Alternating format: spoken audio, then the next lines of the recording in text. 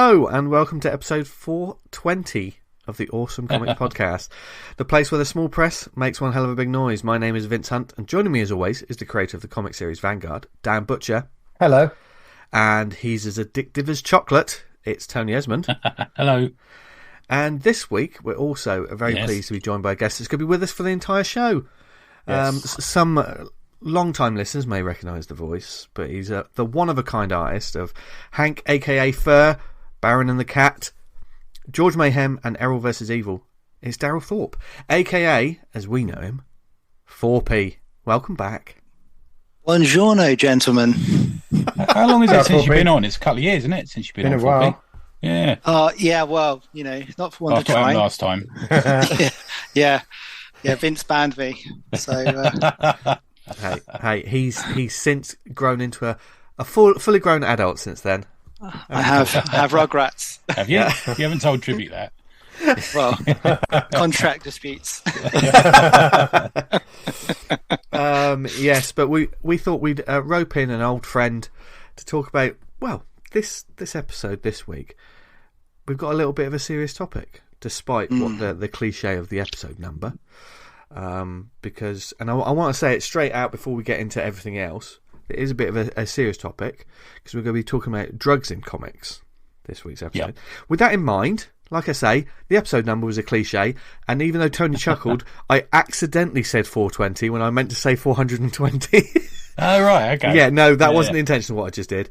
But many people may think, oh, they're just going to have a laugh with this. It's a serious topic, and we're going to be talking about some serious things. So take this as a content warning, because there may be some topics, moments, and general sort of discussion about drugs in comics that some people it may not be for some people. We just want to put out a general content warning for you, so just bear that in mind. I'm also talking about how and if and when, if it does ever work in comics. You know, you know, drug use, or even comics that kind of inspire drug use, I suppose. Yeah, you know. Yeah, indeed. But before we get into all of that serious stuff, there is another serious topic, which is comics. And do you know where you can get a vast collection of fantastic comics? Where can you get them, 4p? Comic House, baby. Yes. What a pro. Yes, they are, of course, our long-time sponsor. We love them, and you'll love them too. They're an indie comic marketplace that loves indie comics as much as we all do. And if you're listening to this show, you probably like indie comics as well. If you go to comichouse.com, there's a huge selection of titles on their database. If you self-publish, you can also add your titles to the list as well. And it's another avenue to get your work out there, as is the digital app. Full of fantastic titles from guests, old, present, future, all kinds, from all over the world. And basically it's like Netflix for comics. About £3 a month. And you get access to an enormous library of digital comics that's being added to all the time. There's a 14-day free trial. I mean, Dan, is Viper on there at the moment? Yes, got Viper, both issues of Viper, Crimson Dawn and Crime Has a New Enemy, as well as Vanguard. I'm sure 4P, you got titles on Comic House? Yeah, I think I've got a couple on there. I know I haven't got like Pussy Man Fists or Lips or anything like that on there, because I thought, is it a bit racy? We haven't put Hank on there yet either. We should do that. No. I should do that, shouldn't I? Yeah. We'll sort that out. Mayhem on there? No, I don't think George is on there. No, George isn't on there. George is sort of limited to sort of friends and family. I think they're the only people who bought it. I really like George Mayhem. Yeah. One of my favourites. Yeah. Got some really interesting reaction. Yeah. It did. Yeah, we got a lot of. Didn't we? We did. Yeah, it's quite a heartfelt group of people on the Patreon, wasn't there, Tony? And there was. Finished. It's the most replies we ever had to that Patreon. Is the day it ended, I think. Yeah. Because we put there you go, Adam. Fuck you. Well, well, I'll tell you what, guys. As soon as you've got this comic and you've got it digitally, perhaps you can add it to the Comic House and the wonderful library. Yeah. And if you out there just want to check out some great indie comics, there's a 14-day free trial. Find out more. Go to comichouse.com, and thank you to them as always. Also, just on the end of that, Vince, they're probably the only thing I've subscribed to that hasn't gone up in price. Oh, there you go. Really? Like Netflix has gone up. Yeah, Disney's that's a rare gone claim. Yeah, and a lot of these things as well, they're just really shit, aren't they? Because it's like, by the way, there's 3 tiers now, and if you want the cheapest tier, you'll be able to afford it, but we'll give you loads of ads.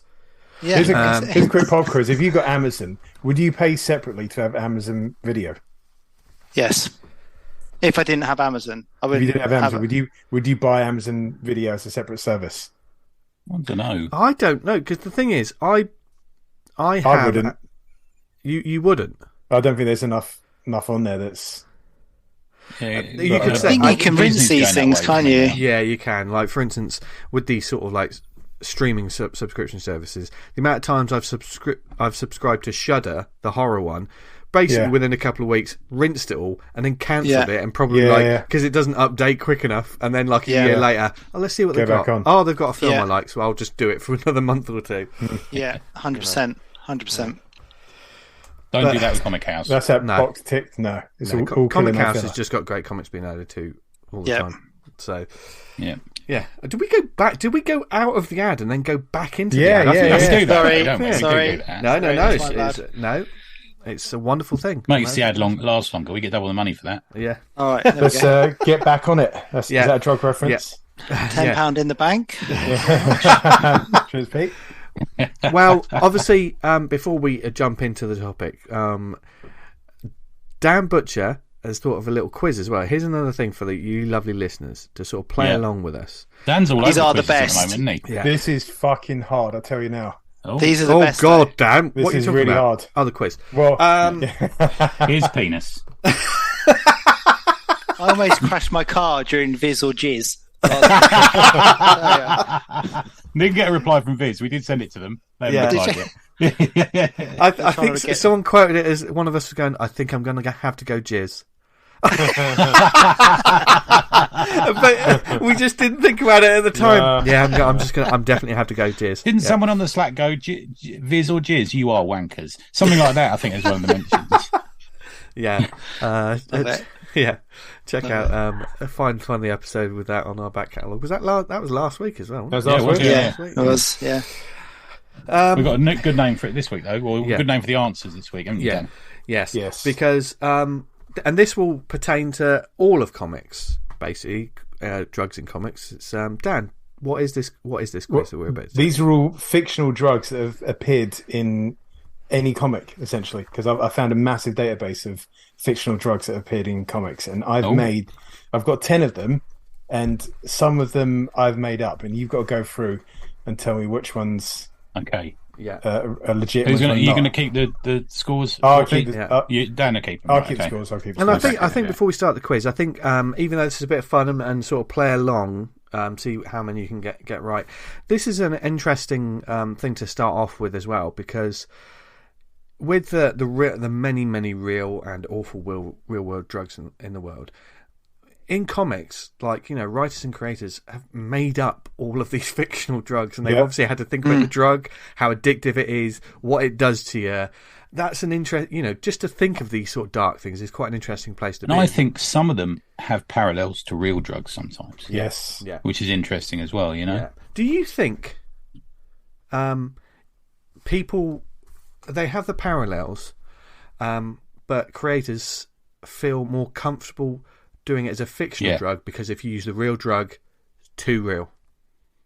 People, will be a backlash to it. It's hard if you have sort of like Daredevil fighting someone and then like, oh yeah, he's taking heroin, but stuff like that does happen in the comics. But when you got more of a fantastical kind of superhero, and then you put crack in the mix, it's a bit kind of. It's a bit. Imagine Mr. Fantastic if he took Viagra. Yeah. Fucking hell, that'd shoot out all over the place, wouldn't it? My God. Oh, good one. Yeah. So we come up with a title for this. It escapes me now. Good shit or bad shit? Good shit or bad shit. Good shit or bad shit. Okay, so play along at home, listeners. Just so I get this right, good shit means that's correct. That's correct. And bad shit means that's wrong. That's what Dan's come up with. Yeah. Okay. Yeah. So, guests go first for the first round. Yeah. Okay. So if you say good shit, you believe that's true, and if it's bad shit, made up bad shit. Yeah. Let's go. Yeah. Got it.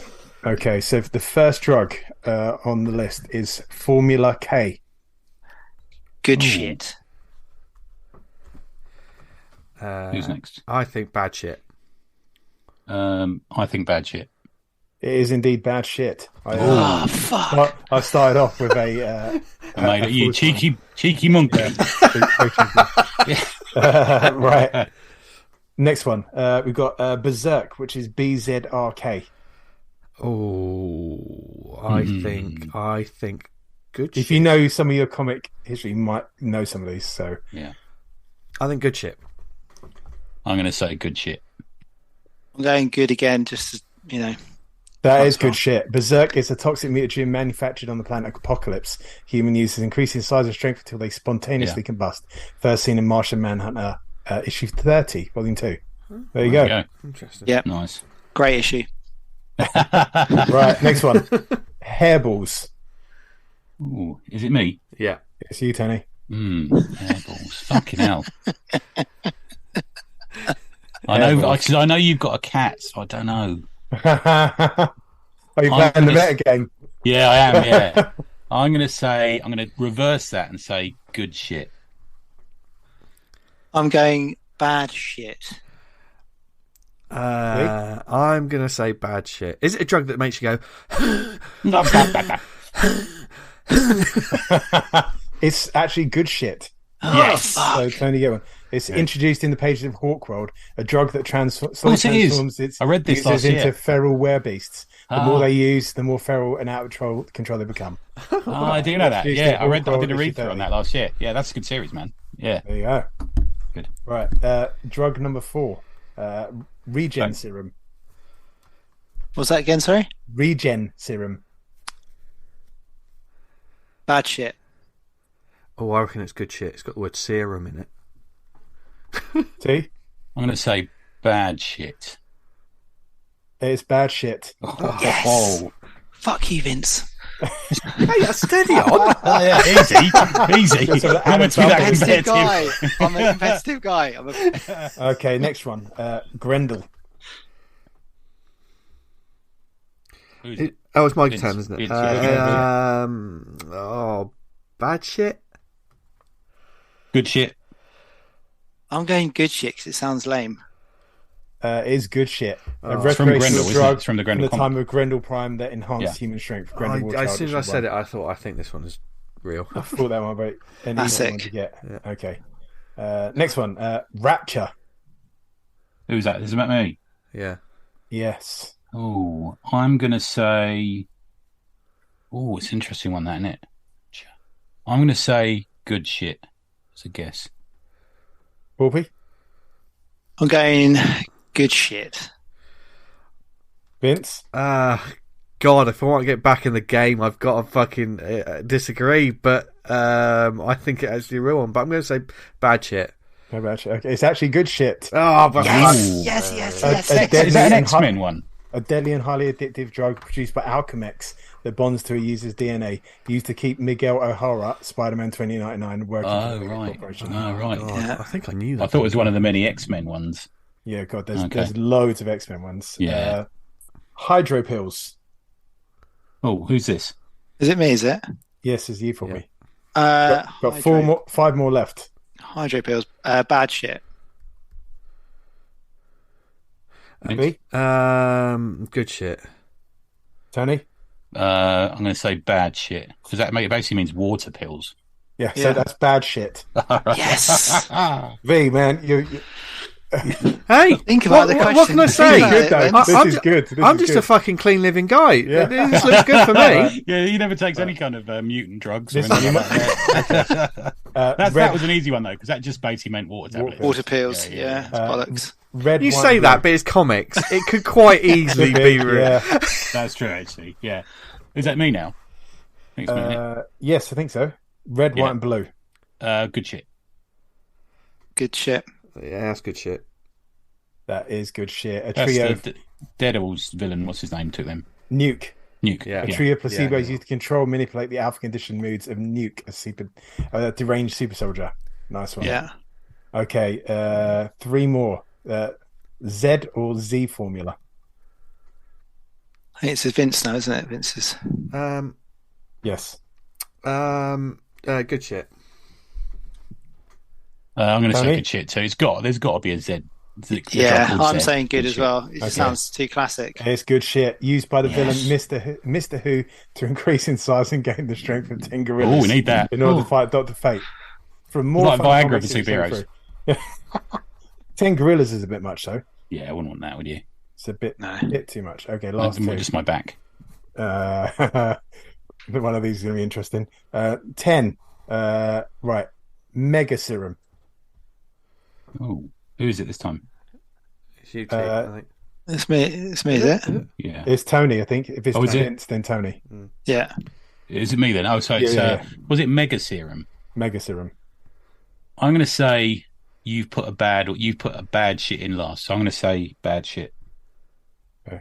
Got one more after this, but you're going to get bad shit. Oh, sorry. I thought We've got 11 questions. No, one more. Got 11 no, questions. this is the last one. No. There's 10. There's one more. There's 11 questions. Oh, okay.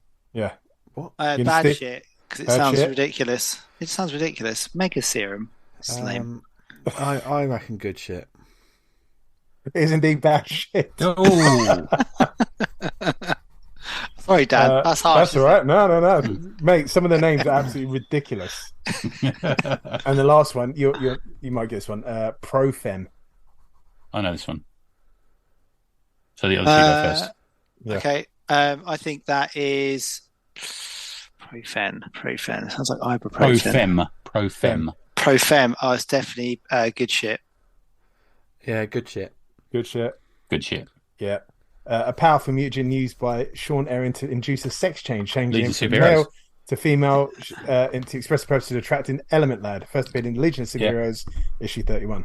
Yeah. Quite strangely uncontroversial for what happened there, because it was. I think it was like, it's been about for a while, isn't it, that drug? I seem to remember reading about it in at least the 90s, I think. Yeah. It's just, to be fair, like if we got the future technology where it's just a matter of taking a pill and then it's all done. Yeah, I suspect that was probably what'll happen, won't it? Yeah. Ian and Banks books, they can change, but it takes like 6 months for them to, in the science fiction world that he's created, that if you're in the culture, you can change, but like just taking drugs, and it takes about 6 months to swap from one to the other. Right, okay. I think that list is very interesting. I mean, obviously with the ones that are actually real. The other ones you can't find. They're all parts of Dan's brain. Maybe we need to have a question. Hydro pill. Yeah. Hydro pills. Hey, it could have been good for Sandman to keep make sure. True. Oh, very good. It's Yeah. interesting because obviously you get ones that are just kind of like, well, that's a bit silly, but then like the one with the red, white, and blue, and I mean red, white, and blue. Well done.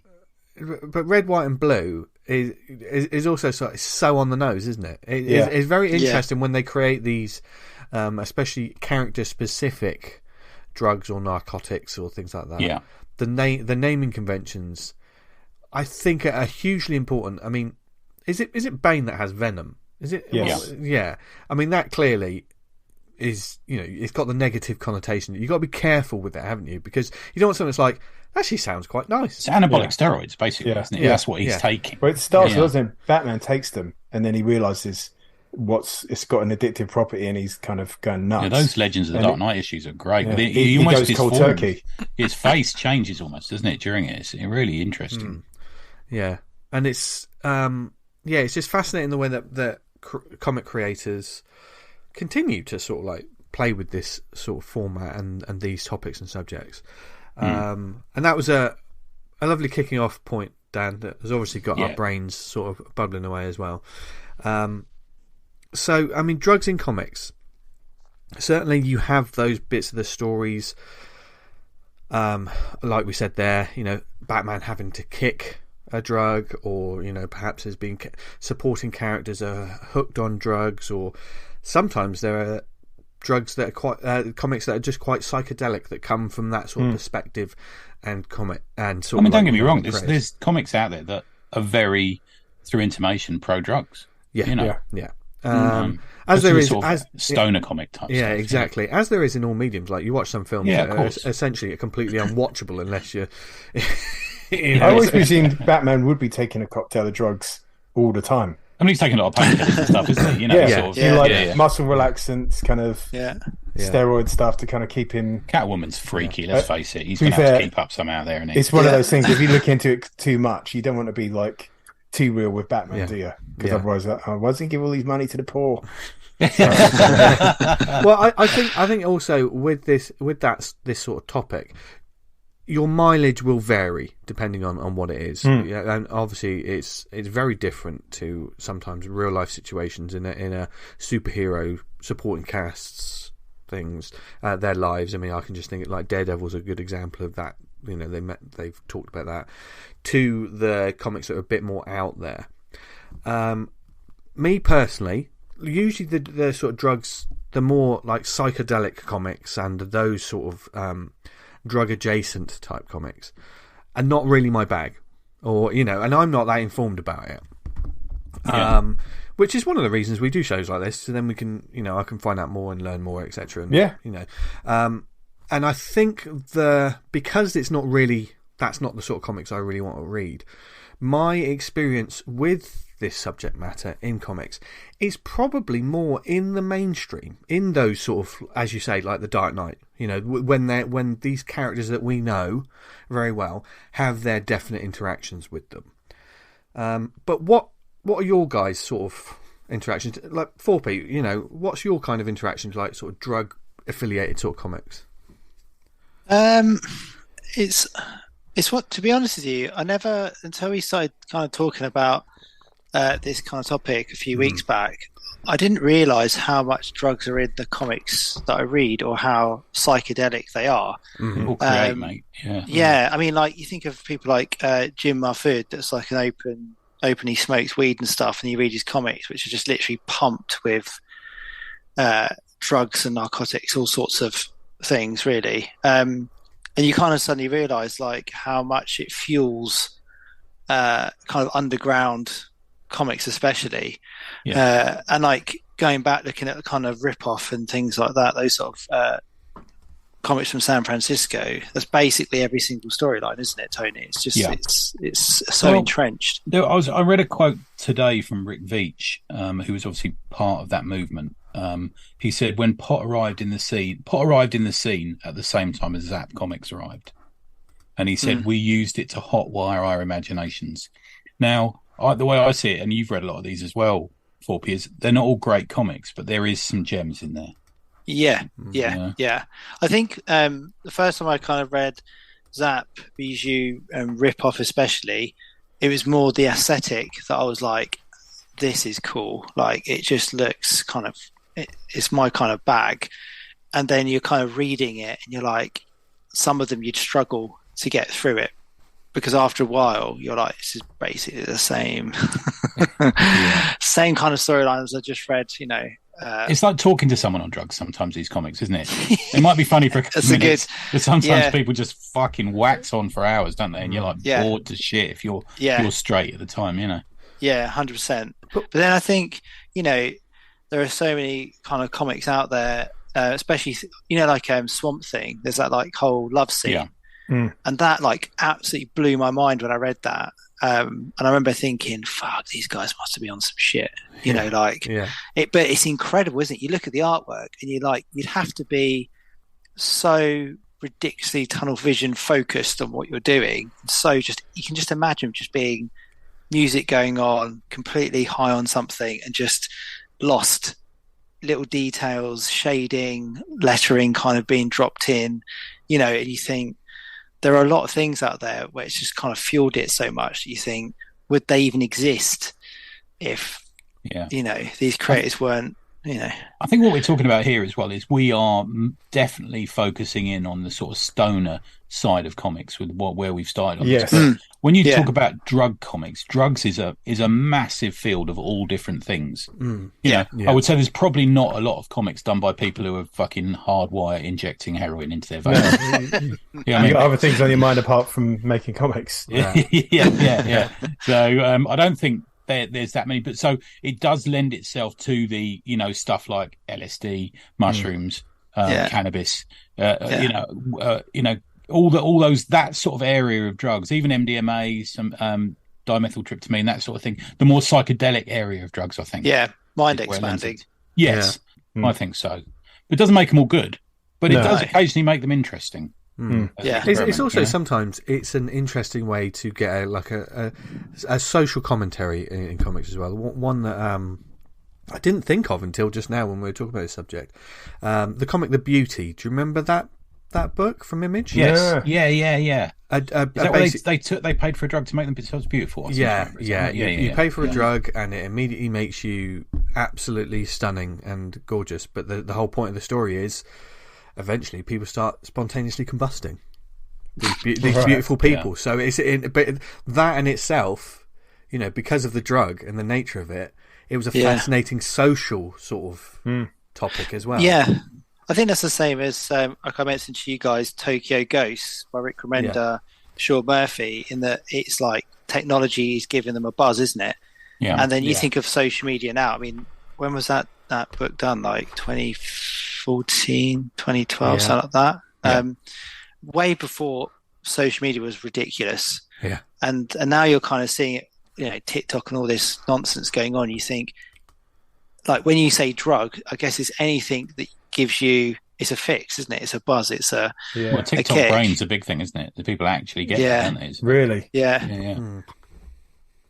It's an interesting area. I was thinking a lot about it, and I know me, Falpe, and Forpe all talk about, and Cliff all talk about that little area of stoner comics, and we often compare images to stuff like everything from Crumb to Gilbert Shelton, who did the Fabulous Freak Brothers, and Tim Deach, Jay Lynch, all that firm who just monopolised on that. The Haight-Ashbury and the Greenwich Village comics that were coming out at the time really do. I don't think they've ever been bettered, and I think people were more prepared back then. Sort of 66 through to maybe 78 or something like that, maybe into the 80s as well, because you had Weirdo. It was they didn't seem to be showing off. It just seemed to be a subculture. I mean that whole time, even though it was way before my time, but that was a massively sort of creative. That was a creative boom for comics. Certainly, the underground started to it was post really Wortham, and it was also post Vietnam. Yeah. Vietnam is the big watershed. And of course, the Flower Power generation, all of that, that coming up, Permissive Society, which was also filtered through to the main. We say mainstream now, but obviously the Marvel and DC that was coming up. Some of the comics I remember reading when I was a kid, like they're old reprints of things, an old black and white sort of Superman. If I look at that now, and it's clearly.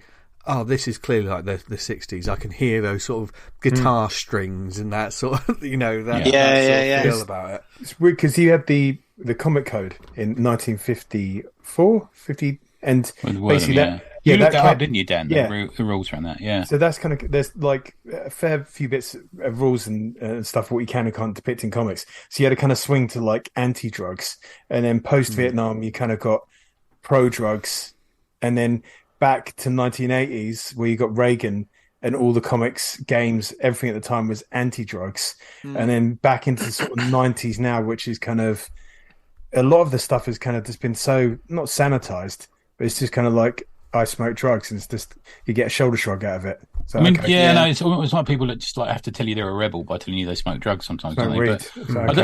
Does it exist now? Do we think we've got? I mean, the only one I really was Ganja Man by Jim Stewart. I've not met, but I hear great. He's a really nice guy, and I like his comic. But there's not much else out there that has that underground drugs feel to it anymore. I mean, do you think that's because people are afraid of putting stuff out there now? The one we read recently, the Chad in Amsterdam. That's a good one. That's a good one. The one he did about when he tells that story of the drug re-up. Is it the re-up? The re-up. And that was like fantastic series. Yeah, so really like real and like fuck me. This is. It was refreshingly real. I think. Yeah. It's so unglamorous and just like this is exactly how it would be. There's two different sort of drug experiences in comics, isn't there? Really, there's the experience of having the drugs, or there's the experience of being in that culture. Do you know what I mean? You can tell different types of stories. It's funny because like you think of like Simon Hansen with Meg Morgan and like Werewolf Jones. Some of the stuff that happens in that comic is just obscene, isn't it? Yeah, like, the drug taking in that, but it's just like they're all absolute arseholes. They're just horrible people. Yeah. But you're reading it like this. Some of this has to have happened because it's just way too like well written. As I know, it's been said on this show many times. Like Tony, I know you say it like it's like write about things you know. And there's when it comes to, especially if you're writing a serious like drug comic, don't do it if you don't have any experience in it, because there's nothing worse. There's nothing worse than an ill-informed narrative. Especially with something like this, you can't fuck about with it. Because real people have experienced these things, haven't they? So yeah, I guess that goes back to like you guys were saying earlier on about, is it better to invent a drug than it is to kind of use real drugs, because at least then you've got your own law and you can decide how easy is it to come off of it. How does someone behave on it? You know, like you've kind of, it's your law then, isn't it? Rather than we don't really want to see a superhero comic where he's injecting into his dirty ankle, heroin, do we? But although he does his brat pack, it does happen. I'll give you a few examples. You've got Amazing Spider-Man, Harry Osborn got bloody addicted to prescription pills. Obviously, you got Iron Man, who Demon in the Bottle storyline. We've covered. We got Speedy is the big one, isn't it? Speedy was a real moment, I think, in comics. Because it really displayed him as a junkie. And I think you'd hit that period, that post the Summer of Love, and we got into, I think it was early 70s, where heroin was really making its place known in America. The sort of drugs are fine was okay when it was LSD and or mostly okay when it was LSD and cannabis, and then you had heroin hit and everyone's like, this is fucking getting bad. And they really played on that. They wrote an amazing comic on that, And shortly afterwards, the 80s was the cocaine generation. Yeah, then you had the hyperactivity of it, But that's when the comics had the reach of, like, if you told that story in the 80s, that it would get to people and people would get that message. Whereas if you did that kind of message in comics today, who you preaching to? But that also brought in people would judge you now for a lot of like mainstream comics, like with those. It gave them a new villain, the cartel. When did we really know about cartels before cocaine, and all of that? So Punisher could just take down all of these, but there was a definite, almost like a super villain organisation, wasn't there? There was also like a definite target. In terms of like depictions of like good and bad, and we've just mentioning some classics there. Do you think over time these are powerful stories? All the ones that you mentioned, Dan and Tony, with like Speedy and stuff. When I was like, even when you're reading the comics magazines and they talk about like turning points in comics, like major issues being discussed in comics, those are go-to picks, aren't they? They're the ones that like, here is a shining light of like a serious subject tackled by the mainstream comics. In this day and age, because there's been so much more, there's so many more comics, do you think it would get that as much attention or be as powerful now if such a story was a mainstream comic? No. I don't think the readership's there for it. I don't think it's a commonly. Comics are not the medium of the common man now. They're not talked about by the watercolour. And I think as well. Do you remember there was that moment where Stan did the drug issue, didn't he? The Spider-Man issue. And it went backwards and forwards to the Comics Code Authority, and they said you can't print it. And he said, "Fuck it, I'm going to print it without your Comics Code Authority." Yeah.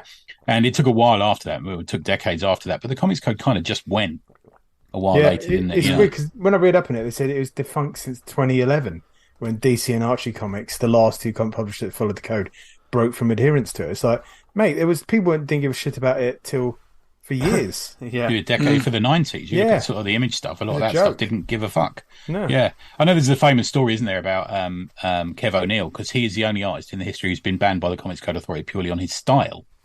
So they said, we don't like your style, there's something wrong with it. Really? Right? Yeah.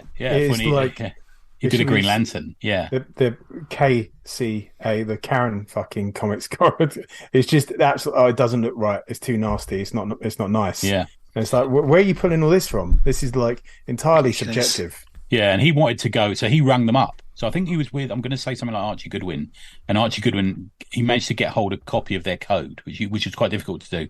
And he got their number, because apparently they were in New York, and he was in New York at the time. And he rang them up and said, it's Kevin O'Neill, I want to come round. And I think they hung up on him, as I remember the story.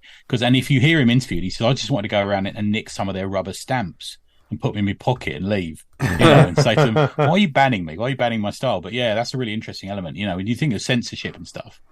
I wonder if they did think, oh, this English hippie, he's on drugs and he's drawing all this craziness. Maybe it's a bit of that. I don't know. I do remember when in one of the martial laws, there's the Hour Man character that takes a piss out one of the DC ones, and the depiction of him by Kevin O'Neill's horrible because like his arms are absolutely withered and just veiny and muscular. And he's like, oh, look, there's a good vein. Inject it in there. And then he gives him his superpowers for the hour. Yeah. So it was fucking horrible. He's got like a belt and everything, like to strap up.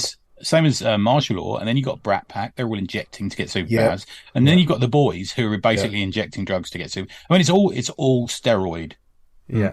Play, isn't it? I think. Yeah. And then you got mutant growth hormone. It continues through the line of drugs in comics. Can you think of without really sort of putting people on blast, like a genuinely irresponsible depiction, and just like as we said, ill-informed, just sort of like, no, this is a bad way to do it. Depiction in comics. I asked good this question. I'm struggling. Yeah, I'm struggling to think of one. Because most of the time, as you say, Dan, it's a plot point, isn't it? Oh, I need to get bigger and stronger to beat the superhero. Take a drug. You know what I mean? It's that I'm struggling to think of something that's like, oh, I'm taking heroin. It's fucking great, and it does. Like that. Is there stuff that cocaine? What's the one I was sending you boys about cocaine? That does, in a way, glamorize the use of cocaine a little bit. I think cocaine comics with an X, and it's kind of a big joke about cocaine. But even that does have a little bit of the paranoia that creeps in for people who are on cocaine. If you've ever been in a pub chatting to someone on cocaine, they tend to be at some point pretty fucking paranoid all the time. Yeah. Do you know what I mean? It's but I would struggle to read one of those cocaine comics and think this is a good, accurate description. At one point his nose falls off, and they have like these one-page strips where his nose is going around just snorting cocaine on his own and stuff. I mean, it's one of those things. It's a bit like the Fabulous Freak Brothers. We all laughed about it when we were kids, and it's a bit like Pete and Dud and all this sort of thing. It was just because it's so outrageous. We liked it when we were kids. There was same as the In-Betweeners or something like that. It does have its funny thing. I shared with you guys, didn't I, earlier, the image of the Fabulous Freak Brothers. So there's this famous one where they decide, right, we're not going to smoke any drugs anymore, and it's sort of big. It looks like it's not quite a photograph because I think they have sort of cut out faces or something on. Yeah, I remember that. And then they go, this is really fucking boring. One of them farts and they're all sitting there and quiet. And he says, and they just go back to snorting and smoking, and it goes back to normal comic style, which is pretty fucking hilarious. I mean, I remember friends of mine who were not into comics saying, oh, you like comics? You read the Fabulous Freak Brothers? You've seen that one? That's really funny, that one. That's kind of where I first heard about it. Yeah, there's a lot of people that are not into comics and know that title. It's I mean, like stoner comedies is a generation. It's a genre. It's a whole genre thing. Like in movies, it's still a huge. Still going now, isn't it? Yeah. Man, I find that fucking genre of humour boring as fuck. I've got to say. I never really liked the Cheech and Chong movies and stuff like that. I didn't. They were okay, but it's a little snapshot at the time. But I said at the time, if someone like doing like a film about two people getting smashed up on weed and going out to get munchies. You're not going to get many laughs in the butcher asshole. It's the danger. It's perception, isn't it? And it's the danger of like. It's also how it's done, man. I think. We talk about that a lot. Because a bit of a generalisation. There are some people that just be like, oh yeah, that person looks really cool when they're doing that. No, read it again because it's not supposed to look cool. You're supposed. It's like someone like watching Wolf of Wall Street and thinking these guys are role models. No. They're all horrible human beings. If you think that's the way to live your life, you need to look at yourself. A lot of people on drugs are really annoying. Let's face it. When you're not on drugs, that's interesting. It's kind of like an unspoken kind of thing that goes through that the depiction of drugs is generally bad. Well, I think that's because I watch like a lot of the Kevin Smith films, which I imagine a lot of people listen to this are like mega Smith fans. And like one of the comics, he got a bit shit, didn't it? But like his Blunt Man and Chronic comic that he did, like the actual physical comic, is quite good with Cock Knocker and things like that in it. Yeah. And I think there are. I mean, I was watching all that sort of stuff when I was at university, so it's kind of. I was at that age where that was hilarious to me. Yeah. And I think I watch it now. It's that audience, isn't it? That's tailor made for you, isn't it? Exactly that. And I think maybe you do grow out of it. Maybe that's when there's a 50-year-old bloke talking about how great it is to smoke weed and stuff and chilling out, and you're like, okay, mate. Yeah, it's kind of It's like the granddad at the fucking nightclub. It's just, don't do it, mate. But I think you do that. You see, there's so many things I watch now where I go back and see it, and I think, oh fuck, this is just terrible. How did I used to watch this? Like, it's just ridiculous, isn't it? But I think going back to the point of the guys you're talking about that are shooting up and getting big and strong and stuff. To me, there's always been a connotation of when people are taking steroids, even if you see it in films and stuff, for whatever reason, like, oh, that's not as bad as taking heroin or doing this or doing that, even though it's completely fucking destroying them. And I think that it's that kind of, we've been, I guess, told from school from a young age, this is bad, you shouldn't do this is terrible. Whereas, like, I never remember being at school and someone saying you shouldn't be a juicer, like you shouldn't you take steroids. That was just never on anyone's radar. The WWF wrestlers back in the day were saying about don't do drugs and stuff, and they were out of their fucking mind on gear all the time. I mean, from my reading and what I've seen, the use of it is still as prevalent as ever. There's a lot of people out there who are now saying, you've got all these, especially wrestlers, it seems to be a lot, doesn't it? Saying, and a lot of old bodybuilders saying, don't do steroids, kids. And you got a lot of these older hands now saying, this dude was 100% on steroids.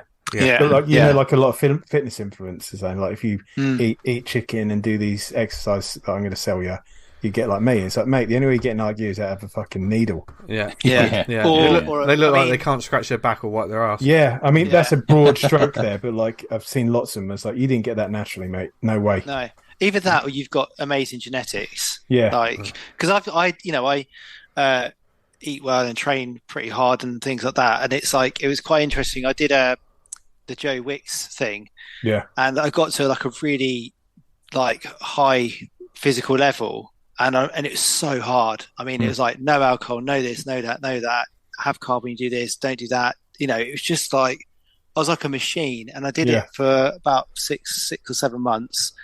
And I was like, wow, look, I look great and everything. And then it's like, I can't keep this up. Keep living like this. Yeah. Whereas if someone said, shoot a bit of this and you'll look like that and you can, have a Mackey's, I'd be like, done.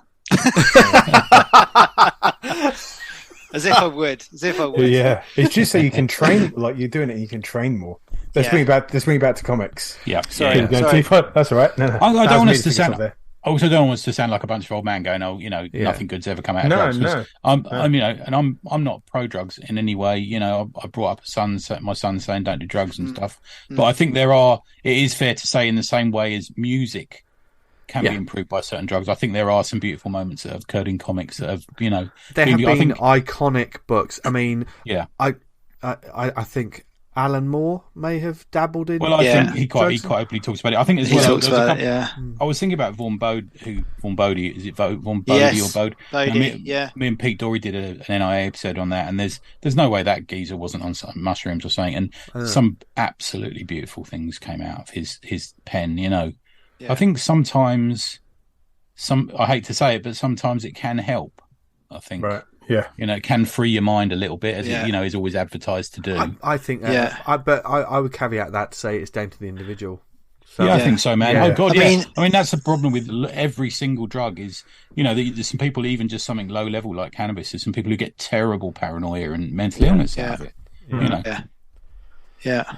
It's weird, isn't it? Because I think, like you were saying about the impact of what drugs in comics have now, I don't think the youth now, because it just seems to be kind of everywhere. Like, you go to the States, everyone's on gummies and all this sort of stuff. And every street in Toronto stank of weed. Really? It's ridiculous. It's so normal. And now they're doing like LSD with therapy and things like that. So I think it's kind of normalized it. I mean, to be honest with you, I see more of those weird little CO2 canisters knocking about than I do smelling weed anywhere. There's a great story about ecstasy. So there's a guy called Alexander Shulgin who he's kind of like the godfather of versions of ecstasy, with which there are a number.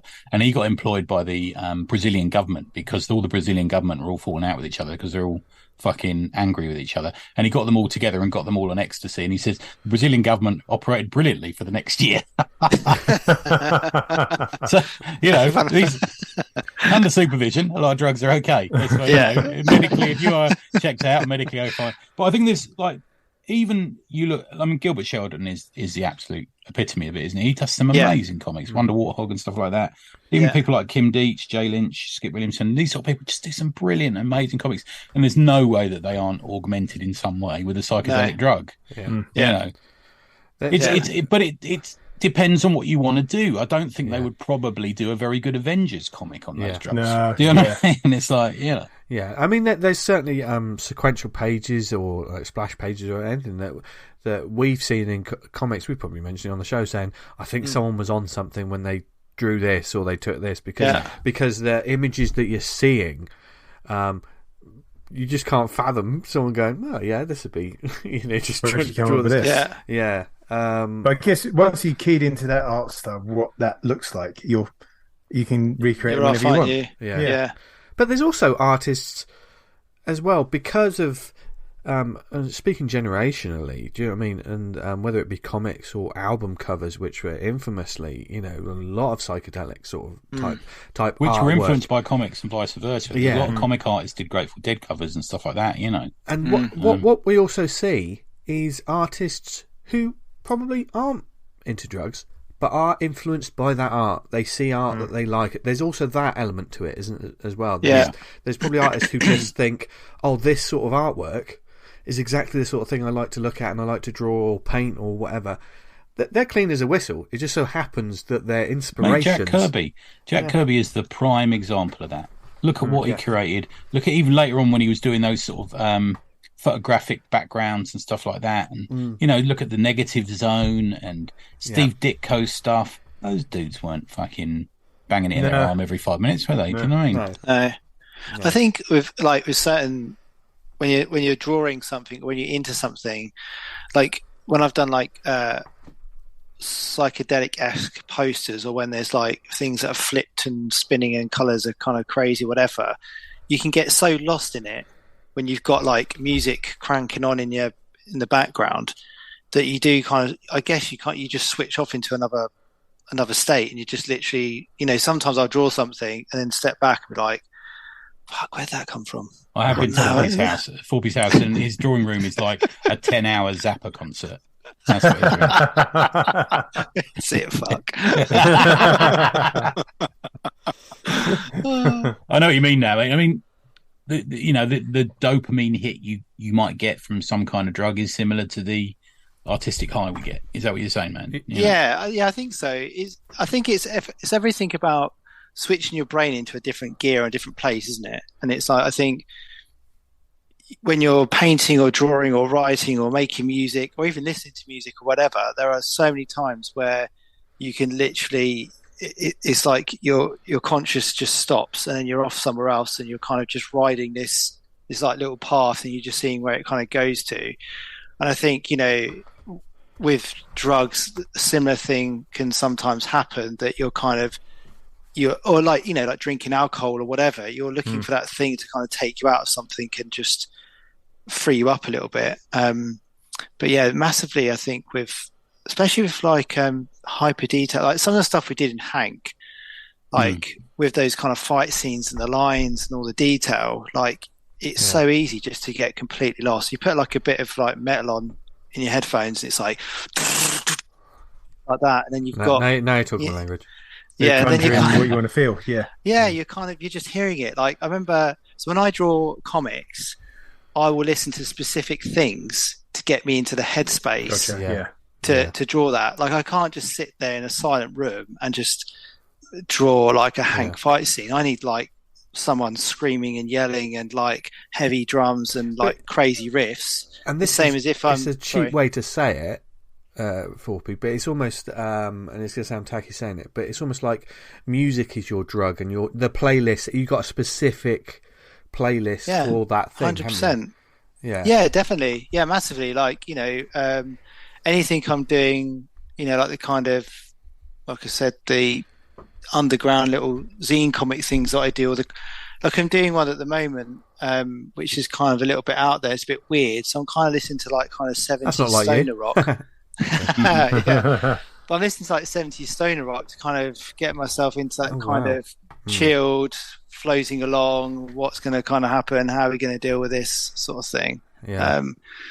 But I think, I think it's always trying to find that switch to kind of switch you over. There's something about music as well, I think, especially like say stoner rock or that sort of music that has clearly been inspired by, let's just say, drugs. I know, for instance, the Doors obviously have a huge legion of fans. I'm not a big fan of the Doors, and those endless keyboard solos. Yeah, they really. Mate. My teeth grate when those keyboards kick in. Dude, if you ever want to read a book of a bloke who's completely mental, read Ray Manzarek's autobiography. Fucking, he believes that spirits were visiting him when he was on those keyboards, man. I think it's what was it? The one that Daniel Warren Johnson did. It was Silver Surfer. No. Murder Falcon. Murder Falcon, and he did the playlist on Spotify. Yeah. I've not seen that. Yeah. The playlist is epic. If you like metal, it's fucking amazing. And then when you look at the artwork, and then you listen to that playlist, because he released a playlist when the books came out. It was per issue, wasn't it? Yeah, it was per issue. That's right. And then you could listen to the music while you were kind of reading it. I never did that. And you see the lines. Yeah. Oh, man. When you see those line work and the kind of, you're like, you can just imagine him, like this music going, and then just like fucking whacking ink down and just almost like just pummeling the page and just getting so much energy into it. I would be fascinated to see like the playlist at the end of that, though, because that's a very tragic. To see that's a gut punch for a book, isn't it? Yeah, such a good. Oh, it's interesting. Yeah, we should do one for this episode. We should do a Spotify playlist for this episode. We should. If you listen on Spotify, please subscribe and leave a review. No. Yeah, we should do one, because I love that scene. Everything from Zappa through to the Brian Jonestown's Massacre and all that sort of thing. I'm mental for that. See, and that's why it's interesting, because that is just, that's my, I mean, I try to listen to everything, and I've just that's not my jam. And I think, that's probably filtered through to some comics in a way.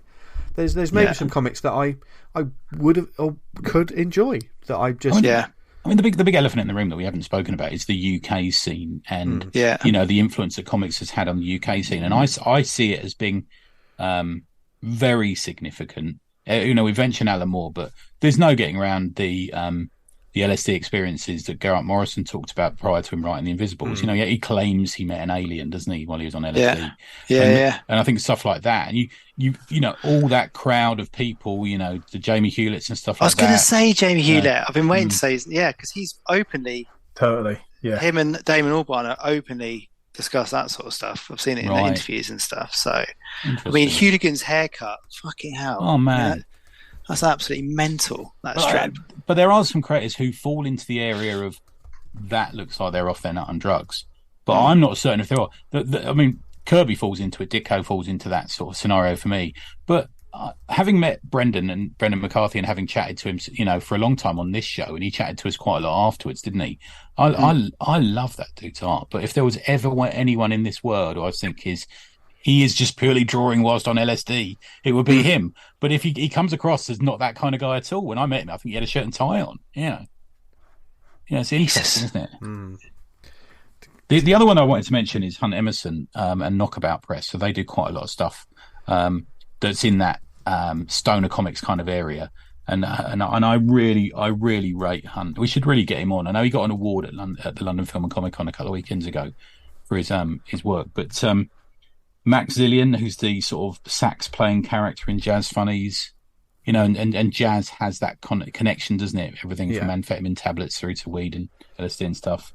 And Casanova's Last Stand, The Adventures of Mr. Spoon Biscuit. That's got to be a drug reference. There's no way that ain't a drug reference. I think he's amazing, and he is the one. I've never seen anyone who perhaps conveys that feeling of transformation through music and drugs in a comic, I think, without perhaps always specifically saying it. That's what I'm saying there. Yeah. The other one I want to mention is High Times. So the High Times magazine, which is like has seemingly been about for decades and decades. It's had Trina Robbins, it's had Spain Rodriguez in it, it's had Kim Deitch, it's had Bill Griffiths in it. They used to run, I think the Freak Brothers and Wonder Warthog were in there as well at some point. So it's always gone hand in hand.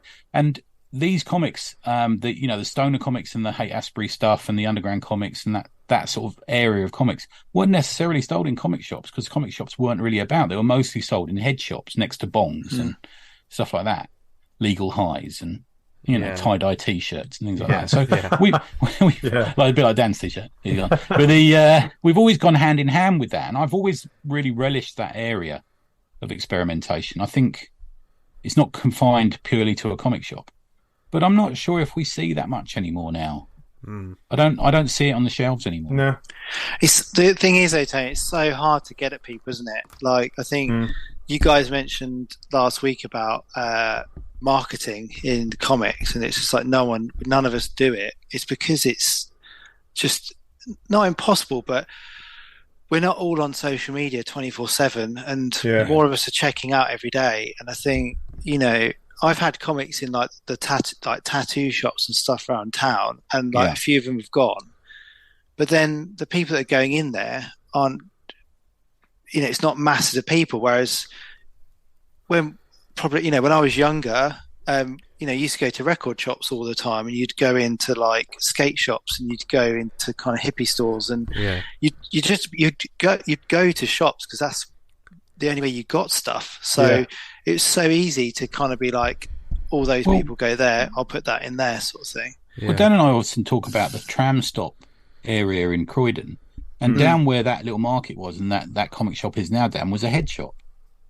And they sold Freak Brothers and Rip-Off Press and kitchen sink comics and stuff like that in there. They had a shelf of they're all tatty old things that have been there for decades. But they used to sell them in there. And it was always the dirty end of town, wasn't it, that comic shops used to be in? It was the sort of dodgy bit of rent town. was cheap. And that would be where you would have these sort of shitty shops. Plus, you'd probably have like an old second-hand shop as well that had back issues in it and stuff like that. That's where we lived as comic shop people. That's where we lived as comic buyers. There'd be a tatty old newsagent as well, probably. That's why it's changed so much and gone. Where it says it's gone so corporate, if you know what I mean. Yeah, that's where do they go now? Forbidden Planet. Yeah. Even Gosh is doesn't have that feel about it. It's sort of this nose in the air kind of graphic novel. You can never go back to that what it was before. No, I don't think we can. Yeah. No, it was very much a niche, cool market. There'd be a guitar shop there, a record shop as well. St Albans is a record shop next to the comic shop, but it seems too clean, too sterile. Well, adults, they kind of comics used to be counterculture, didn't they? But now that's not. Now they've sort of been swallowed up and almost disregarded now. Which if there was a stoner in a movie, they would always have a copy of Conan next to them or something, wouldn't they? They always have a comic. 2000 AD or something like that. What about anti-drug campaigns in comics? Can you think of any sort of or storylines? Well, there's the famous 3 Teen Titans stories on there. So they were actively made as comics, I think, hand in hand with I don't know if they were a government department, but some big company department in order, tasked to do a drugs comic, putting people off the problems with drugs, and that's quite common, and that's happened for a few different countries, for a few different companies. And I think there's Teen Titans one. I think they did have an effect. I think they're on the DC app actually. I think you can see at least one of them. Yeah, drug ones. Yeah, and they were written by. I think they were written by Marv, and George drew them. There is a litany of virtually every comic and title is going to have an anti-drug story in it. Yeah, you remember that the anti-smoking cartoon with Superman? Yeah, that's a good point, man. Really well animated.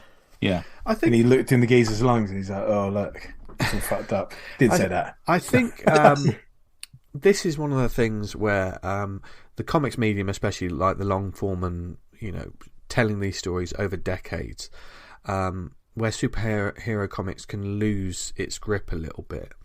Not on reality, because we're speaking about superheroes, but of course they have these powerful moments about these characters' lives, and if you correlate it to real life, most people tell you don't just next issue you're healed. It's with you the rest of your life. It's a battle for the rest of your life. But with comics, of course, it can be 6 months later. We don't need to mention that again. Can you think of anything, for instance, when you talk about these these big issues, these important issues, Speedy, for instance, has that did things like that linger onwards over the years and the decades, did they come back to it? Did they think, here is something... Yeah, they mention it occasionally. Not as much. It's not a defining characteristic of him. But yeah, it's mentioned occasionally. But is it... I think with reboots. Yeah. Like, sometimes... Because, obviously, with this sort of storytelling as well, you don't want to be a cheap storytelling device. Absolutely not. But also, there is a certain power to highlight, look, this is an ongoing thing.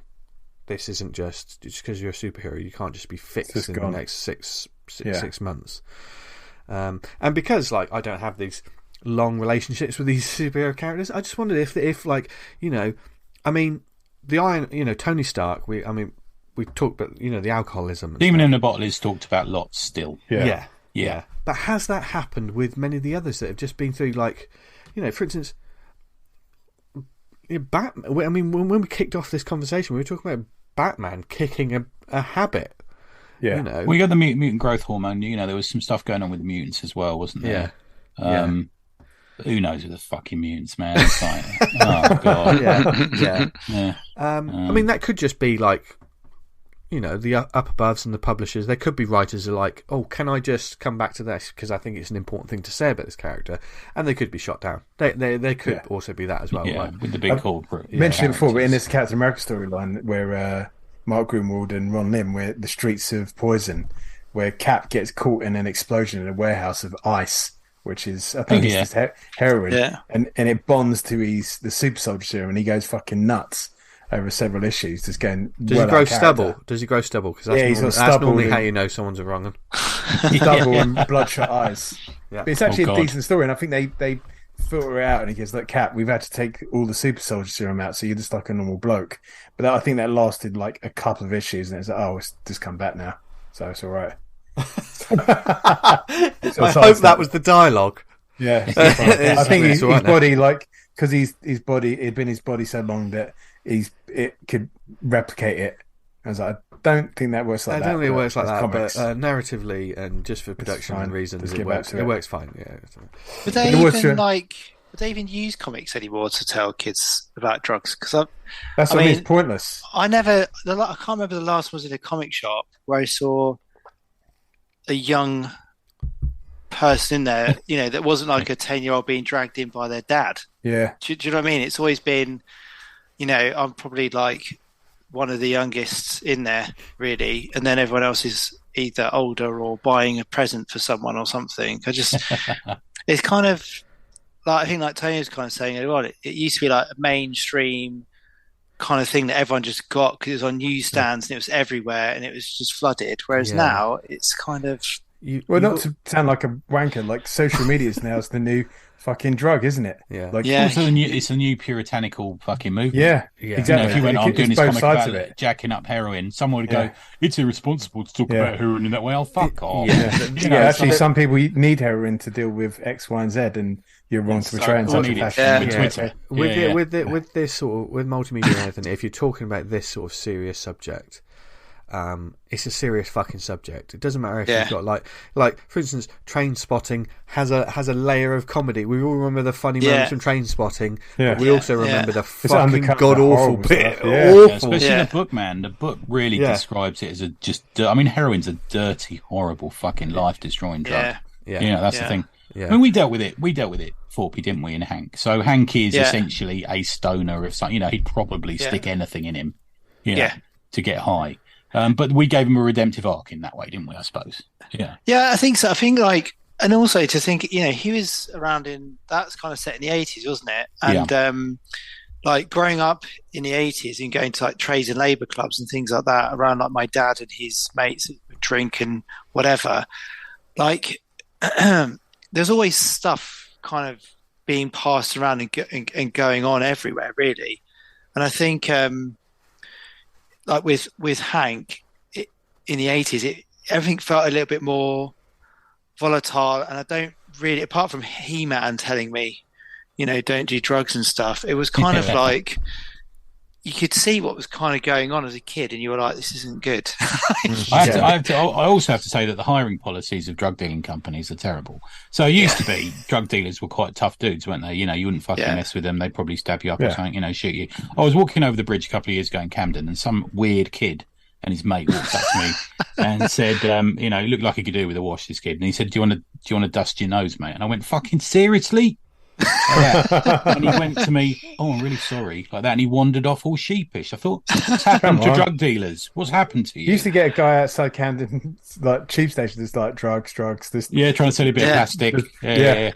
No, what was it? There's I won't name and shame any people, but I was chatting to someone I know, and they were telling me about the fact that you can actually get drugs on an app, and this dealer had like an app, and you could choose. Of course he does.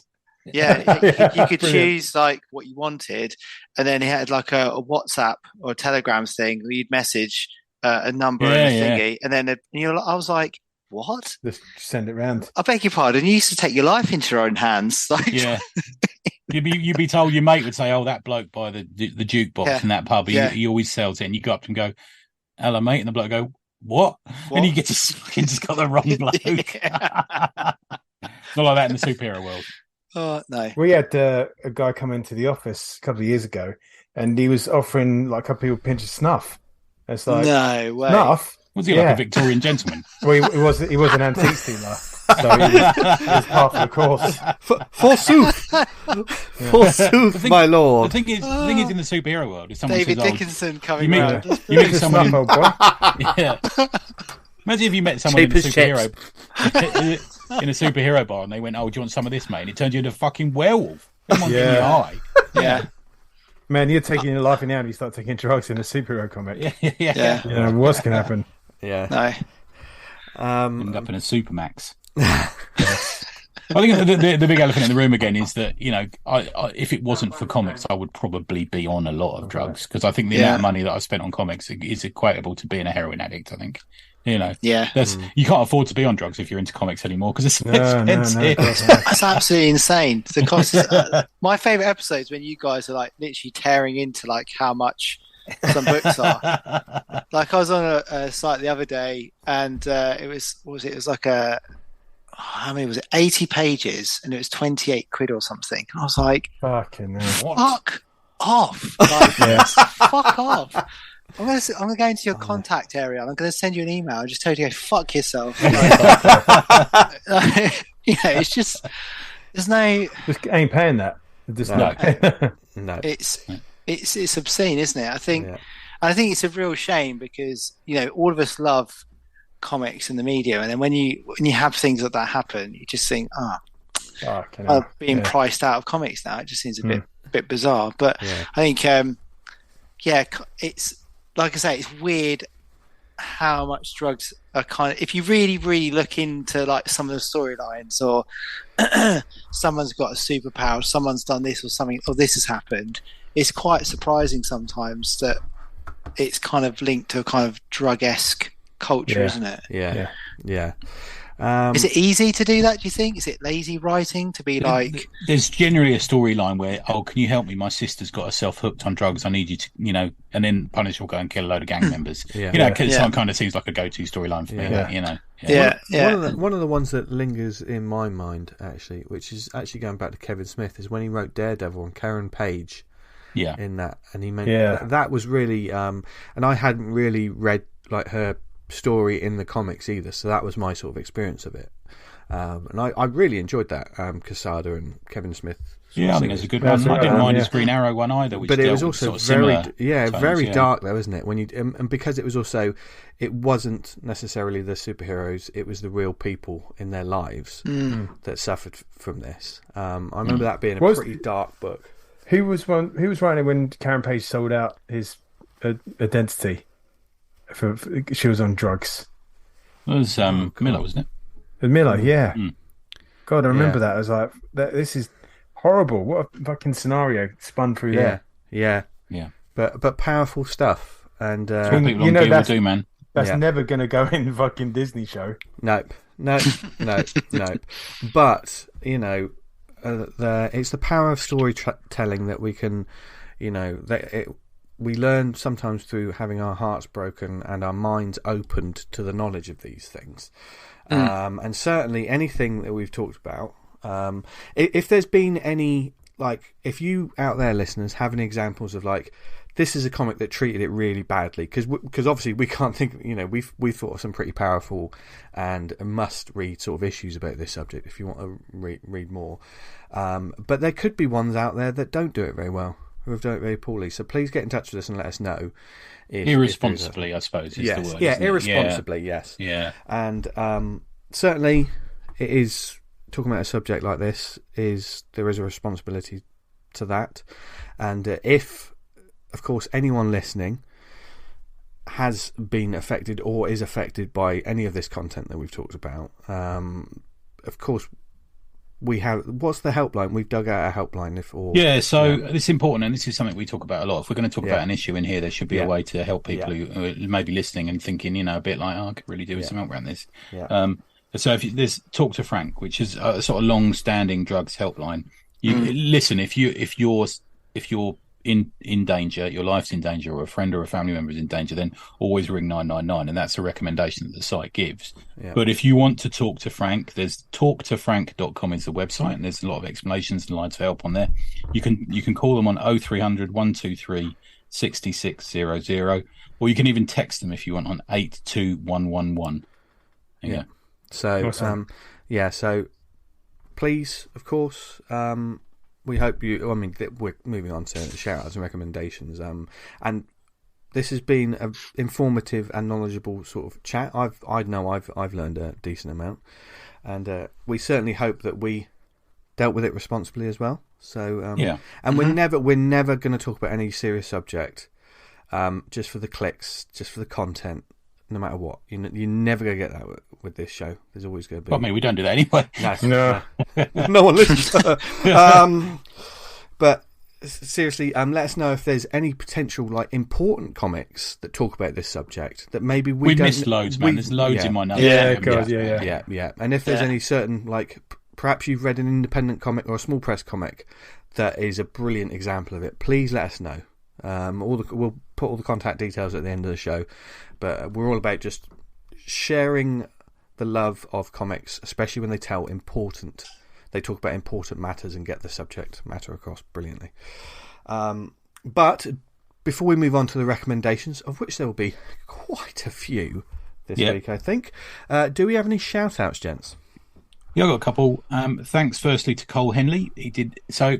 Everyone knows Cole if they're on the Slack, and he put out a thing today for commissions, and I obviously went for a Master of Kung Fu character, Blackjack Tar, and he drew it virtually straight away, and it's brilliant. So very cheap, great little commissions. If you're on the Slack, or if you know him on Twitter, I think you'll probably find out you can do them there. The 10th of September is Bridlington Spa Comic Con again. Andrew Hempel, our buddy, he says if you are small press and you want to go to that convention, he will give you a table for free. Hey, there you go. So fighting a good fight. So contact Andrew at Scaro, Skaro Media, Scaro Media at hotmail.com, and he put the line, we really want to put comics back into Comic-Con. That's good. He's doing the right thing there. Yep. But there's going to be Funkos and there's going to be Doctor Who actors and stuff like that. But they've just had Hull Comic-Con, which I think is one of his as well, had a small press area. And I was just speaking to Damien, and he said, dude looked after us super well, like the nicest geezer. So go and do that. And he certainly did with me as well, actually. He even took me for a beer, so there you go.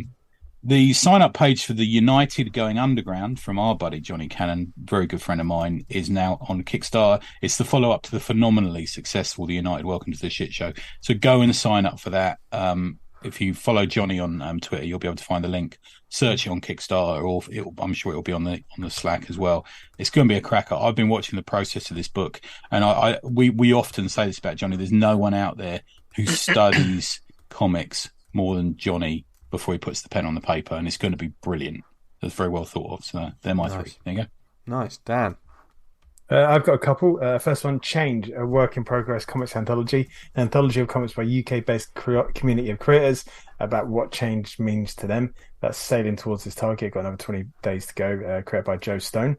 We've got No Escape from Vida Futura, issue 1. Heaven is a prison with psychotic angels as gods. Isabella is dead, but she has a plan for that. A sci-fi afterlife thriller. that looks good. I've mentioned that a couple of times. That's by a long-term listener and fan of the show, friend of the show, Sarah Miles. Yeah, good egg. Oh, cool. Yeah. Go check one out. And we've got Knave of Hearts, issue 1 and Comic Con by Sarah Webb. Bring my finished comic, Knave of Hearts, to a Comic Con, a steampunk comic where gods stir up trouble, humanity is screwed. Good stuff. Nice. Yeah, it's very thoughtful creator. Yeah. Another Kickstarter. I just got one this week. Another Kickstarter is Mike Garley's off. I could forget that. Oh, Final Halloween. Yeah. The collected edition of Our Final Halloween is out now. It's got 28. Well, as we speak, it's 27 days to go. This was a fantastic book. This one, and it's basically, if you like sort of horror movies, John Carpenter sort of films, etc. It's definitely worth it. Plus, it's got a fantastic artwork, and is it Mike? It's great. Lee Graham, isn't it? Mike Lee Graham. Yeah, that's it. Yeah, fantastic artwork. He was on once, wasn't he? We had him on the show. Yeah. Get on it. Forpe, do you have any shout-outs? I guess it's always nice to give a big shout out to Keith and Adam, the Tribute Boys. So love you guys. Yeah. Wish you were here. Shame you're not SPX, man. That would be good. Oh, can you imagine? Fucking. I don't think it could happen. I don't think the America could handle that amount of awesomeness. My word. Speaking of awesomeness, we've got some awesome comics to recommend to you, lovely people. Yeah, so we do. As always, I'm looking forward to Forpe's one. Actually, I've not read this, so Forpe, I'm going to turn it back to you. What would you like to recommend to our lovely listeners? Okay, I would like to recommend something that, you guys technically put me onto, what Tony did with the publisher Silver Sprocket. Oh, yeah. And it's called Nartoons, and it's going on the theme of drugs, and it's by a dude called James Estanton, and it's a collection of comics that he's created over the last 10 plus years. So some of them are 1-pagers, some of them are like 10 pages, 12 pages, whatever. But it's like about an 84-page, 90-page book. So it's a big old thick thing, hardcover, beautifully printed. Loads of examples of posters he's done as well. It's just like all of everything just kind of collected beautifully in this book. But so the first page I opened, I'll read it quick because it's pretty good. My body will wear out, muscles will decompose, bones will crumble into dust long before I can get out of this cartoon pressure, out of my slowly collapsing skull. Mind is severely open, walking down a gravel road. Not my mind, our mind, the mind. How do we do this? We all have to live in this place, and it can be so overwhelming. Watching the years tear off like weekends out of corners of our eyes. And it's this trippy page where he's trying to draw this comic, but get on with his life. And all these ideas are kind of... Can I just say, I would listen to you reading an audiobook. I went to another world there. We went a bit quiet then, didn't we? Yeah. Oh, sorry. But yeah, it was just amazing because it's kind of... It was the first page. And this book... A bit like I think I recommended last time was Jim Murphy's 10-ounce thing, which inspired me to do mini comics. This has, for someone who has got kids and stuff and has limited amounts of time, that's constantly paranoid about I have more ideas and I have physical time to do things. When you see all of the years combined in a beautiful book, you think, I do not need to get stressed about banging books out. I could do a 1-page and a bit here and a bit there, and then maybe one day collect it. And kind of as you go through this book where I've kind of marked pages out, some of it is just complete chaos on a page, but beautifully drawn. And other things are really well drawn, sequential things.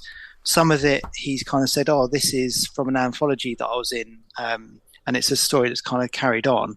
But they're all just, the stories are just crazy.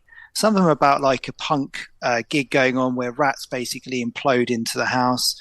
One of them's about Elvis driving a limo cab and getting into a fight with a bear. Another one is about a load of dogs like hanging around a skate bowl and kind of drinking alcohol and stuff, and tripping out. Really, one of them's about how do you collect mushrooms safely in the woods. It's just craziness, but like beautiful, just brilliant craziness. And I basically reached out to James.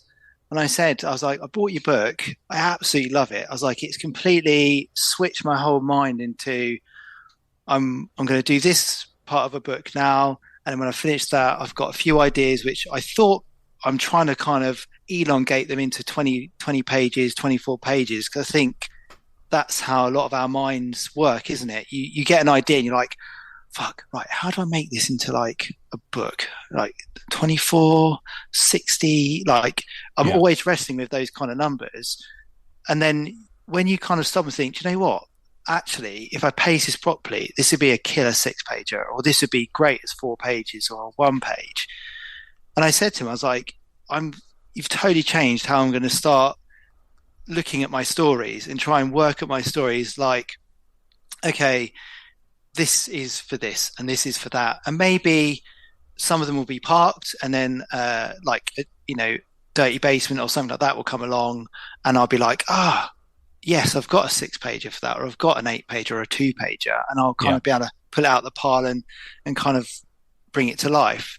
And he responded and was like, thank you ever so much, it's really kind words. And we had a really delightful chat about his process and kind of what he's into. And then I was like, well, I'm on a podcast, I'm gonna have to mention this book because it's fantastic. And he was like, oh man, that's so grateful. It's so hard to get stuff out there and people see your work and so on. And I think he's going to the show. I think he's at SPX and stuff, Tony, as well. Cool. Oh, nice one. Yeah, so that's my recommend is Nartoons by James the Stanton. Nice one. Brilliant. Tony, very cool, mate. You got I've got 2. My second one's a very brief one. My first one is Project MK Ultra: Sex, Drugs, and the CIA, Volume 1 from Clover Press.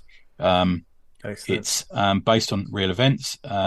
It's adapted by Stuart Kenneth Moore. If anyone knows him, he drew the last Defoe story in 2000 AD. He actually gives a little thanks to Pat Mills on the intro pages. It's based on a film script. Don't let this put you off. It's based on a film screenplay by Brandon Beckner and Scott Sampila. But Stuart makes it all his own, I've got to tell you. Absolutely brilliant. This will either give you a massive migraine or put a massive smile on your face from the visuals in this, which are incredible. There's a prologue which opens with that infamous creation of LSD by Albert Hofmann, who was the Swiss chemist. Has anyone ever heard this story? No. So Hofmann was a famous Swiss, or became a famous Swiss chemist who was experimenting with chemicals, and they broke, and some touched his fingers, thought nothing of it, and began to cycle home, and went on and literally trips off his fucking mind whilst on this bicycle. An altered state of awareness of the world, as if I'm looking through the soul of the universe, my soul, my mind adrift in the infinite universal mind. And it starts off as done in black and white, and it's very sort of heavily inked black and white style, and then it just goes off on one when he has this trip on the bicycle, and it is perfection. The way it just jumps from that heavily inked page to the patterns of light that it displays on the page is brilliant.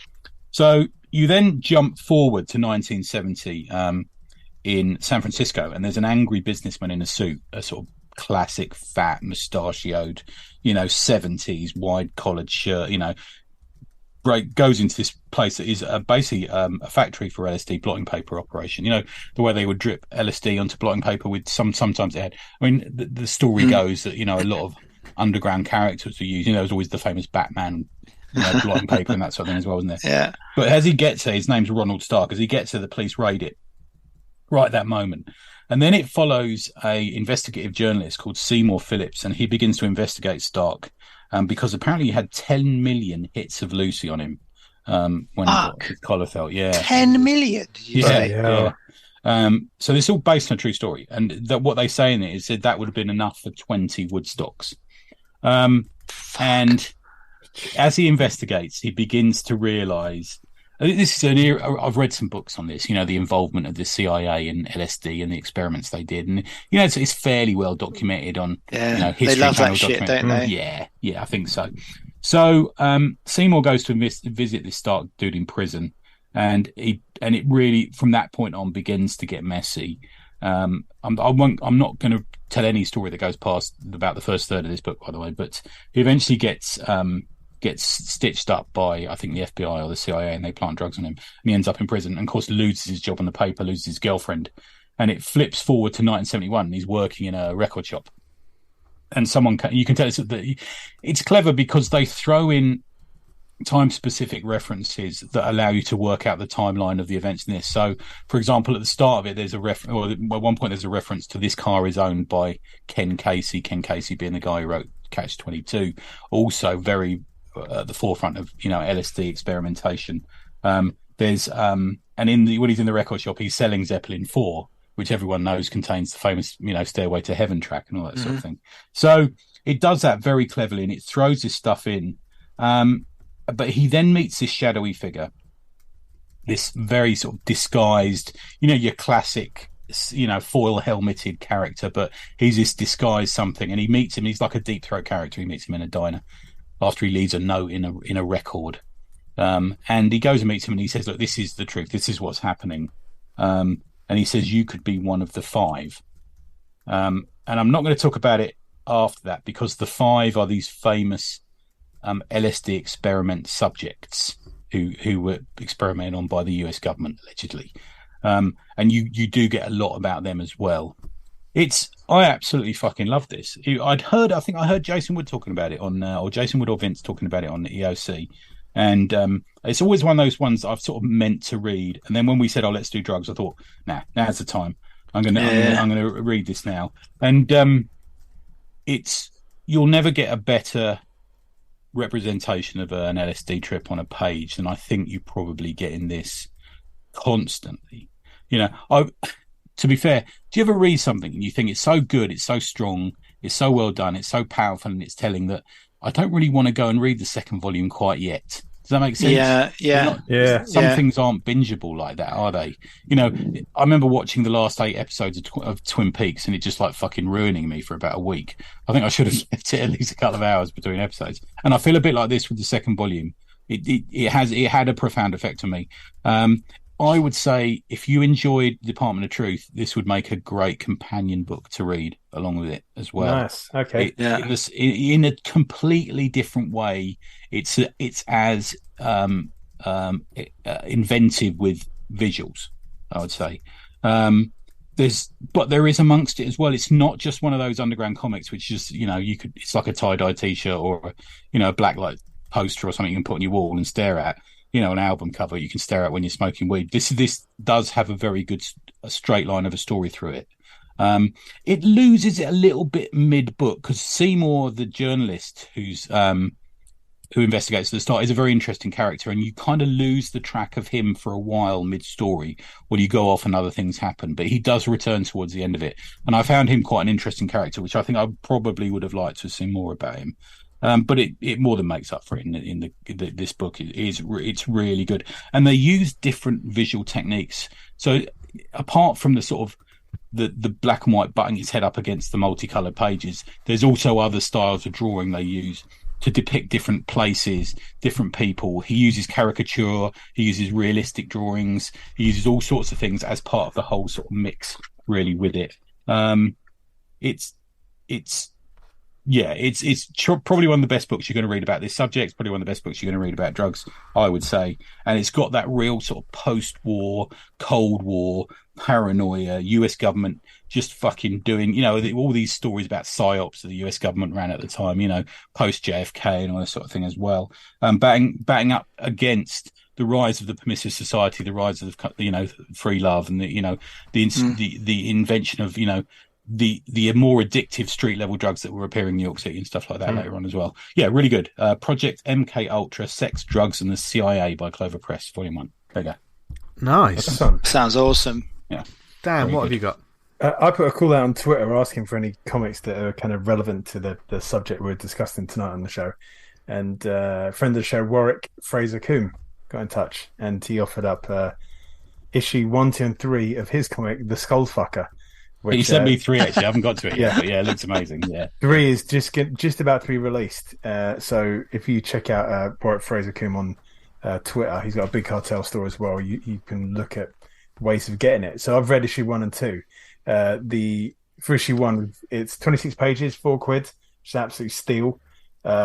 Max, a corrupt sewer-dwelling, gutter-crawling junkie journalist on the make, investigates a mysterious and hallucinogenic batch of male potency pills called Paragon, sent to people seemingly randomly in the post. Paragon has caused the death or maiming of scores of people, driving a dozen insane. It's a pill that is reputed to make monsters.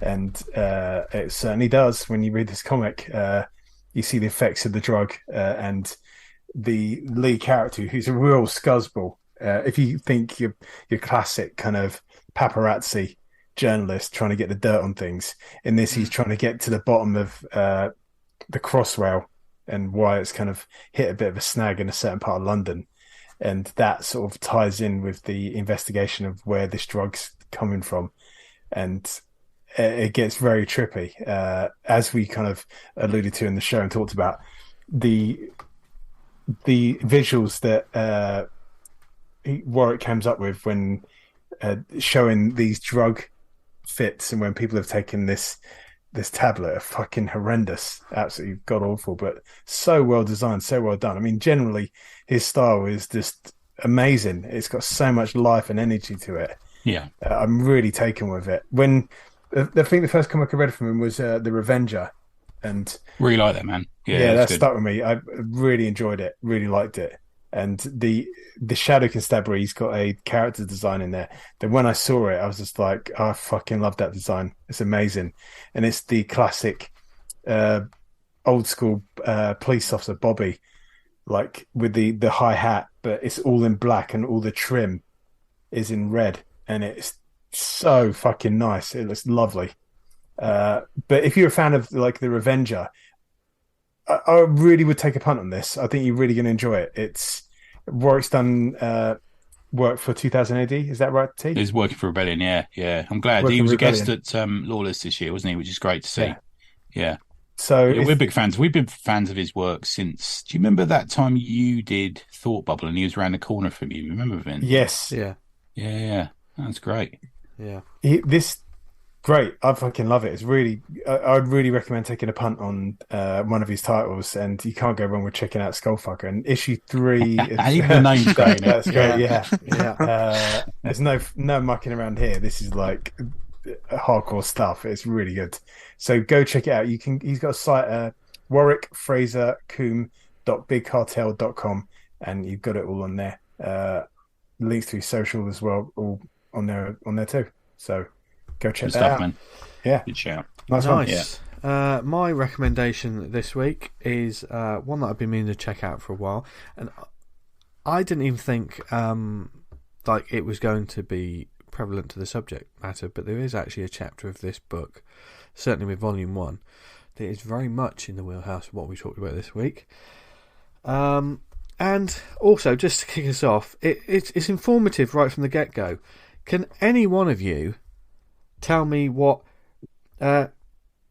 priapism is? Oh yeah, it's where you get an erection, you can't get rid of it. That's it. Yeah. That's a bit quick, Tony. Sorry. I know. It's a daily event for me. Yeah, it's an absolutely lethal and unprovoked, never-ending erection, which was what I read within the first few pages of this book, which on the back just says chocolate, vanilla, existential horror. There's a flavour for everyone's misery. Yes, I finally got around to reading volumes 1 and 2 of Ice Cream Man from Image Comics. Written by W. Maxwell Prince, art by Martin Morazzo, colours by Chris O'Halloran, lettering by good old Neon, who also do the lovely design for the book as well. This is it's been on my periphery for quite some time, this title. I've been intrigued by it, wasn't sure, didn't read any of the, I just saw the wonderful covers, heard good buzz. Sarah Harris was obviously our good friend, is she put us onto it, didn't she? Huge fan of this title as well. When we used to do the cover mentions back in the day, do you remember those glory days? Ice Cream Man usually popped into my list several times because there's so many great covers for it. But it is, as it says on the back of Volume 1, is a genre-defying series of disparate tales of sorrow, wonder and redemption. Each instalment features its own cast of strange characters dealing with their own special Sundays of suffering. And on the periphery of them all, like the twinkling music of his colourful truck, is the Ice Cream Man, weaver of stories, purveyor of sweet treats, friend, foe, god, demon, the man who, with the snap of his fingers, lickety-split, can change the course of your life forever. Now, I was aware, I think one of the reasons I didn't read this for a while is when I heard, it's an anthology series. And I didn't quite, I don't know, I obviously had my head up my arse at that particular time. I was just thinking, I'm not really in the, I'm not really in the headspace to read an ongoing anthology series. I wasn't sure how it sort of worked. But as time went on, I thought, well, how does this work? Is the Ice Cream Man like a crypt keeper? There was... So, and this was very kindly gifted to me, these 2 volumes, by lovely Daniel Butcher. My pleasure. Yeah. It was my pleasure to read them, Dan. I just thought I was just going to start with 1 volume, and I rinsed both, and I need to get more of them now. I looked online, and I saw Volume 10 is coming out in September. Yeah. So, yeah. Whoa. Wow. Yeah. It's popular and it's great, although at the end of the 2nd volume it felt like it was coming to some sort of crescendo or an end, so I'm fascinated to see how this thing keeps going now. And the way this basic story is, it's really haunting suburban horror, and it is literally, these are pretty heavy stories. Each issue focuses on a different sort of subjects. Life, or a moment in their time where things just start going wrong, there's always some sort of dark reason for it, and surrounding it all there's always an Ice Cream Man who pops into each issue and usually gives someone an ice cream and is quite cheerful, but then you chip away at it and you see that they're actually pretty evil. There's a lot more not Ice Cream Men in general. Whenever I hear the plinky plink music of the Ice Cream Man, hate them. I run outside and I get myself a 99 with a flake. You're all criminals, mate. I can imagine you Vince doing that. I can imagine you running to the Ice Cream Man. Joe, the Ice Cream Man's here. Yeah. I don't even ask sometimes. It's just out the door. Yeah. Don't ruin your dinner, Vince. Get us a 99 with a flake. Yeah. And strawberry sauce. Anyway, feasts. They're my favourite. Feasts are great. Meat feast. I'll tell you a feast. Oh yeah. I'll tell you a feast. They were great. Yeah, they're not as great anymore. But I'll tell you a feast story when we finish recording. Yeah. Sexy feast. Sex thing. Speaking of sexy, this book is very sexy because of well done. Yeah, Morazzo's art is absolutely phenomenal. It's got a Frank Quietly vibe to it. Yeah, nice. Yeah. Very clean, crisp. It just makes things creepier though. Just that whole everyone has a top lip. I know that sounds strange, but sometimes in comics not everyone draws the top lip, do they, to their characters? No. But when you do, when everyone has them, it can make them seem intensely creepy. And certainly, especially with that quietly like vibe. And the first issue, there are tales of horrific spiders. There are tales. There's a really strange one about a washed-up sort of rock and roll star. There is a story about like a couple and heroin addiction, and it's a very dark story, and it is told from the person's perspective. It's one of the ones that sort of kind of sticks out a little bit, because normally throughout it, the Ice Cream Man does a kind of narration. Very, very poetic. The word boxes that the ice cream, they're sort of they're in sort of cheerful language, but you realise that they're quite dark. And as the stories goes on, it just gets darker and darker. But the actual one that is about a couple that obviously drugs are involved, it seems to be the letter of someone. Basically, you see them getting together, but the first page is immediately one of them strung out on heroin, and he's not conscious, and his partner is like, "Oh, you're not waking up. You obviously need another hit. I need to go out and get one." And there's an ongoing tale of desperation and dark. It's a dark tale, and I thought it was handled very, very well, actually, because like we were talking, like things like train spotting and stuff. There's no glossing over of it. The writing of that one was kind of perfect, and the end of normally the issues normally have that little sort of Tales from the Crypt like zinger. Do you know what I mean? When you get like Tales of the Unexpected, there's that little, the last page or the last frame's always like, oh, that was almost like the punchline. That particular tale is more poignant and sad, so it's just stuck out to me. But throughout all of these individual anthology tales, they're telling a longer form story underneath it of who is the Ice Cream Man? What are they doing? They are affecting. They seem to be the through line. All of these different people have an interaction with him, and then things go wrong for them. How does that work? There's a bigger story being played out, which immediately had me sort of fascinated. How this is just getting bigger and bigger, and it just gets worse and worse. There are other supporting characters that I don't want to say too much about, because, as always, it's the joy of discovering it when you know nothing about it. Yeah. Volume 2 has... I like this series as well, because all of the creators they're trying something different with the medium as well. As well as telling poignant, well-written stories. Oh man, this is like a good Vertigo book to me. I totally get good Vertigo vibes from this, completely. Yeah. But this is...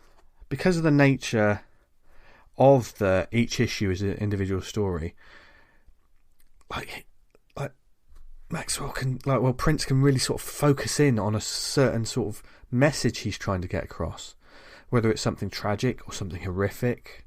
There's almost, you have the echoes of that, but you can move from one moment to another without having to worry about, in the next issue we need to pick up with these characters, because you're experiencing those characters in that issue, and then on the next issue there is someone else being tormented. But the one that I wanted to highlight as well was an issue called Strange Neapolitan, which is the front cover of Volume 2. Completely silent issue. Starts off with, and even though it's a silent issue, and the only bit of lettering we really see on it is shh on the first panel. Cool. So I thought, nice. It's almost like the comics. It does a weird thing where it feels like the comics talking to you as well, which adds another level of creepiness. And this guy basically, he's at the ice cream van and he orders a scoop with 3 different flavours. So the ice cream man gives him an ice cream with 3 different flavours. Guy walks away. Big splash page of a man just walking away on page 3, just walking away eating his ice cream. From that moment on, the comic story is told. It's split into 3 sort of landscape sort of panels sequentially, and each one is the different flavour of his life. Oh, nice! Yeah, that is awesome. That's cool. Yeah. So there's one where the top one, which is sort of got pink hues. He bumps into a girl. He drops his ice cream. Their eyes meet. I remember this now. Yeah. Their eyes meet, and then that life continues onwards. The middle one, which is more of a yellowish hue, he finds a lost dog. Well, he finds a puppy in the middle of nowhere. How does that story go on? And the lower one, which is the darker sort of tale, the chocolate. He's walking along, and he's eating his ice cream, and he spits it out, and he looks at the ice cream, and the ice cream's like filled with maggots. You can get that in fucking sliding doors. Yeah. So he throws that away, and from there, you've got 3 fantastic. You're just reading across the page, seeing how this guy's life changes. But it's really trippy as well, because it does make you question which one is actually happening. It's sort of like what do we? It's fascinating. It's also sounds like a real undertaking. Yeah. I mean, if Tony sent me that script, I'd be like, oh, the fuck, I'm going to do this. And also it's silent as well. Yeah, it'd be an easy script to write. Yeah. By the way, Forpe, it's silent. Nice one. Thanks, Tone. Yeah, of course it is. Yeah. So, just for that alone, I mean that's an award-winning issue for me. That's one of the best issues that I've read all year so far. But by then, I was already hooked on this series. They're doing a creepy bigger story with fascinating tales. If you like sort of, dark, there are supernatural vibes to this book as well. There's a big omnibus of this, so you can get a big hardback of it. And it's all got this lovely sort of lashings of sugar. The way that they present it is sprinkles and sugar, and isn't this lovely? But then you look at it and go, oh no, and quite powerful covers, because they have the covers in the back of the book as well. I always like it when they do that in the image books. They put the variants in. The one with the drug tale was a really powerful one, because in the book you don't sort of really see it so much, but then when I noticed it is the female sort of figure of the book, and she's looking at an ice cream in her hand, and she's like, she doesn't look well, and she's horrified looking down at this ice cream, and in this ice cream there are syringes stuck into it.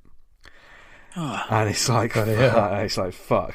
So already it can tell it's got a sugary coating, but there is something dark within this book, and I cannot recommend it enough. I can see what all the hype was about, and I'll probably read another couple of volumes come payday. I'm going to treat myself for the next 2 volumes. So no spoilers, Sarah. Not that she was going to spoil anything, but Ice Cream Man, a very, very high recommendation, I think. And and I was not aware of the creators before this, so I'm definitely Prince, the Electric Sublime. I believe you talked about that. Yeah, that's the one with the sort of art gallery one. Yeah. And also he did Swan Song with the first issue of Swan Song with which I think he's the ongoing writer on, but Martin Simmons did the art in the first issue, which is also fucking incredible. Really good. Yeah. So wonderful stuff. Check it out. That's my one. And to finish us off, Tony. I will do as well. So it's a very quick one in sort of general terms. We always talk about how comics are too expensive. After the long urging of you guys, I decided to subscribe to Viz this week. So I got a copy of Viz 327, which is $3.95 for I think about 50 pages. But if you subscribe, each issue is £3. That's great. That's not amazing. That's not bad, is it? Some of the highlights: Fruit Tea Bun, the Master Baker, and his gingerbread sex dolls, one of my favourite ones. His wife asks him if he wants to go to the park with the kids, and he says, no, I'm heading straight to the bakery to whip myself up a couple of 36 double D meringue gingerbread slappers for a triple X rated threesome. And he drives off in his little van. I mean, imagine being the artist and getting that script. Yeah. Talk about being on drugs. There's the Daily Mail is always one of my favourite characters they do. I think it's a fairly recent one, but he's pissed off with the Stop Oil protesters, and he threatens to go down and pull them all off the road. Letters are always a classic in here, aren't they? So my favourite bit. I got one letter just says I can't be arsed with dolphins. I like that one. Another one. This morning I saw a dog turd the exact size and shape of a blackcurrant jelly baby. What a wicked canine trick. Can you imagine what might happen if there was an inquisitive child or a hungry and indiscriminate adult that acted upon it? Bats your dog's home, won't be getting a penny from me, I can tell you that. That's from the Reverend F. Butler from Kent. Another one of my favourites is in it is Aldridge Pryor, the Hopeless Liar. Yeah, so, a good one. He's a classic one. His mate's on Have I Got a Million? He wants to be a millionaire, and he decides to ring up a friend. And it's his friend Aldridge Pryor, the Hopeless Liar. So he asks him a question. He says, that's an easy question for me, as I'm an emeritus professor of geology at Oxford and Cambridge University and Harvard and Yale. I've got 6 degrees and 8 PhDs. Actually, I've got 9. And then he goes on to obviously fuck it up, because that's what happens with these people. There's a 2-page Rogers Profanosaurus, which we're big fans of. Bum carpet, luxuriant deep pile region of winnety hair cultivated around the gammon ring. Oh, God. Captain Caveman's Club. A stout length of dirty spine, which during passing causes one to make unintelligibly loud exclamations, and upon later inspection resembles the titular troglodyte's timber weapon of choice. Toddler's arse. A rather impressive cleavage on a comely lady. Jesus. Slowly dragging us into the gutter. White stuff. Boutique style shop popular with middle class mums, or daddy sauce popular with middle class mums? Yes, get in. Oh, God. Right. But I mean, it's our greatest comic now, isn't it, Biz? Yeah. It's Britain's greatest comic. There's no two ways about it. Yeah. It doesn't give a fuck, as we talked about last week. The satire is so strong in that. The satire is both like it rides the line of childish and very well observed comedy. It's so good. It's I've been reading this. Drunken Bakers is back. You'll be pleased to know, Dan. He shits his pants halfway through. Yeah, brilliant. The Tale of Icarus. He's got ball bags on his arms. I just wonder how far that Drunken Bakers can go, because it just gets more and more degenerate. Yeah, they do, don't they? Yeah. I've got an idea. Okay, we have a wonderful Slack community and Slack group, and certainly if you go to the Viz website, you can submit letters for. Oh, be good, wouldn't it? For letterbox. Yeah. Now, we don't obviously. I suggest that we send a few in and see if any of them get printed. Get one printed. And if they get printed and we know, then we'll read it out on air if one of our listeners has sent this in. So it could be quite funny. I got a reply from Dear Deirdre once. So I ever tell you that? No. Did you? I said, my mate at work looks a bit like Robbie Williams and I want to kiss him. What should I do? And and she wrote back. She said, well, you need to find out whether he feels the same way about you first. So it's good advice, Deirdre. Yeah. Thank Did you? Yeah. No, I didn't know. I just made it up. He didn't look like him at all. But there's a special double page section on AI, which I thought was quite interesting for our listenership in Viz this week. And the two that is one part of it I've circled. The 2001 Steven Spielberg movie AI in Artificial Intelligence tells the story of a futuristic cyborg boy who somehow develops feelings for his mother, whose real son is in cryostasis with an incurable disease. This theme was actually first explored in the 1980s Thames TV series Metal Mickey, in an episode where the titular robot falls in love with the Wilberforce's Electrolux vacuum cleaner and sticks his tin cock in it. The more you know. Yeah, there you go. Yeah. Facts, folks. Yeah, there you go. Go and buy Viz. You can buy it fucking anywhere apart from comic shops, I think. They sell it in all the. I always get mine in the motorway services. Yeah, it's always in the 88 Smiths there. Yes, that seems to be one place you can always get it. Yeah, but it never seems to be on the shelf in comic shops. Madness. No. Dear. Probably don't approve, do they? Yeah, well, one day we'll have a sponsorship from them. That's the day. But man. until it's going to cost me $4,000 into buying comics. Aren't you guys trying to get them? You were trying to get them on, weren't you? Yeah, we're trying to explore it. Yeah, we might have to reach out to a friend. We just discussed it before you came on earlier, dude. But that'd be good. Fashionably late, as always. But always fashionable. Yeah, indeed. And certainly these Joe Wicks workouts. Yeah, you got to keep svelte. I'm almost pushing 40 now. Jesus. You could wash laundry on his abs. Right. You could. Tony does, don't you, Tony? Yeah, Falpe's never going to let you forget you mentioned Joe Wicks in this. No. But we hope you lovely listeners at home have enjoyed this week's episode. It's been a fascinating one, and loads of comics obviously to check out, and topics of course we could talk about for forever, really, every time we have a topic based conversation.